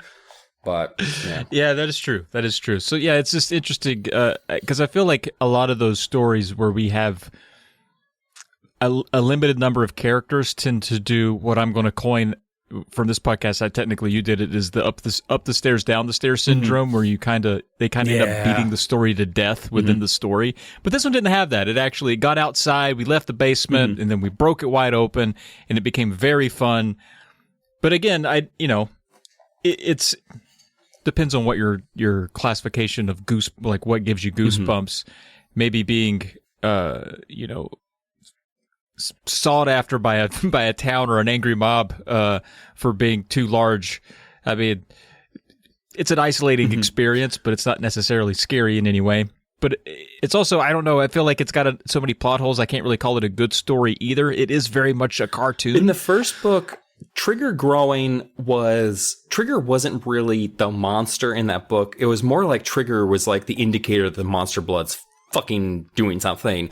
Because the monster blood is what started destroying things at the end of the book. And Trigger was just like a real big dog. And like the monster blood was absorbing the twins and was trying to eat Evan and all that, and Andy and all that. But these two books, it's just like the large thing is all that we took away from, like, the monster blood stopped being a blob monster and started being, hey, I make giant things monster, and that's the only thing that's whatever about me. Like, we don't even get, there's a big scene in the second book where, like, it's filled Evan's locker, the monster blood, and it's like sucking on him and pulling him in. There's not even any of that in this one. Like, we don't, like, it's literally just, she drops it off. Yeah, the monster blood isn't really threatening. It's Andy's constantly being like, "You want to play this monster blood?" A terror. So I think I have to docket some points for that, because the cartoon style isn't necessarily my flavor. I like a little more of a robust story with has a little more pizzazz, not pizzazz, but a little more weight and gravity to it. So, but I still liked it. I thought it was fun. I do think it's a lot better than the second one. So I'm going to settle on cutting it in half. I'm going to give it 3.5 little tiny beakers of blue liquid out of 7, 3.5 out of 7. So 50%. I think it's about halfway there for me. I still haven't thought of a good fucking. I guess I'll give it 2.5 baseball bats, because a lot of baseball bats got broken in this one out of 5. Broken, like, just right down. It's just across the board, the middle for me. Because even though I feel like it probably has more issues than I know, you know what, fandom? Sometimes you're wrong. Sometimes you're fucking wrong. Go Eat Worms, great book. Sorry, Elstein. Yeah, how can you not like Go Eat Worms if you don't like the book? And you know what, Evan and Andy, still my favorites. I fucking love those two. Like, those two kids, I can't wait till they get together, have a couple babies. Like, you know, after high school, I'm not a fucking weirdo, you know, but. Sure. Yeah, no, no one said that about you. Don't be so defensive. May they make it Fear Street. I don't know. Yeah, I mean, you never know. We have so much fun doing these. I could see us branching out. But, yeah, it's about halfway there for me, which...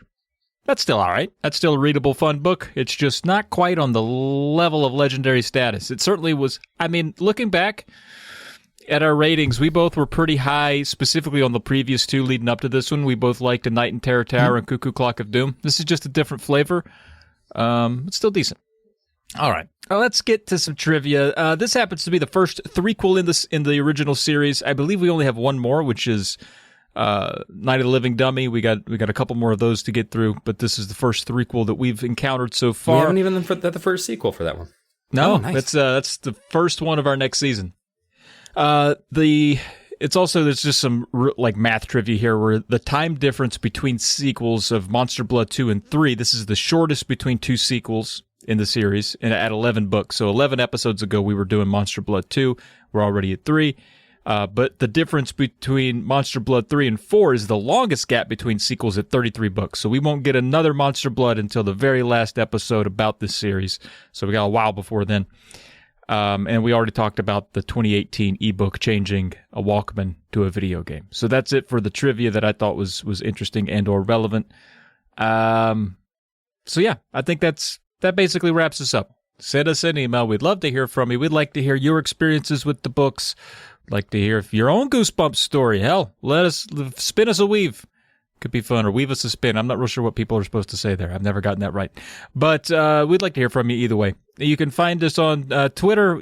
Twitter, I'm on there less and less every day. I don't know how long we're keeping Twitter, but you can still reach out to us there. We keep in touch with probably... I'm still paying attention to it. You can reach out to us there, and I'll see it. We try to keep contact with a lot of people who listen that way. So at Say Cheese and Pod, you can support us on Patreon if you'd like to. You can go to patreon.com/Polykill. Polykill being the flagship show of our network, but that does contribute to the Polymedia Network, in which you can find this show and a whole host of other shows, including ones about scary movies. Dylan's on one of those. I got one about just regular-ass movies. We got video games. We got all kinds of stuff, so go check that out and find a tier that works for you. You can get early access to these episodes, so if you're sick of waiting so long for these things, you can wait a week less if you're on the Patreon. It's not, I mean, that's not selling it too much, but it's a week less. And now, Dylan, I want to say, this next book that's coming up, the last one of our season, I've always been attracted to the cover of this one. I've always been a little curious about what's inside this next book. So tease us with what's under the sink. Kat and her brother Daniel are so lucky. They just moved to a new house with tons of rooms, 2 balconies, and a lawn the size of a football field. Daniel is clearly not the one who'll be mowing it. But all that good luck is about to run out, because there's something really evil living in their new house. Something that's moving, watching, waiting. Something that comes from beneath the kitchen sink.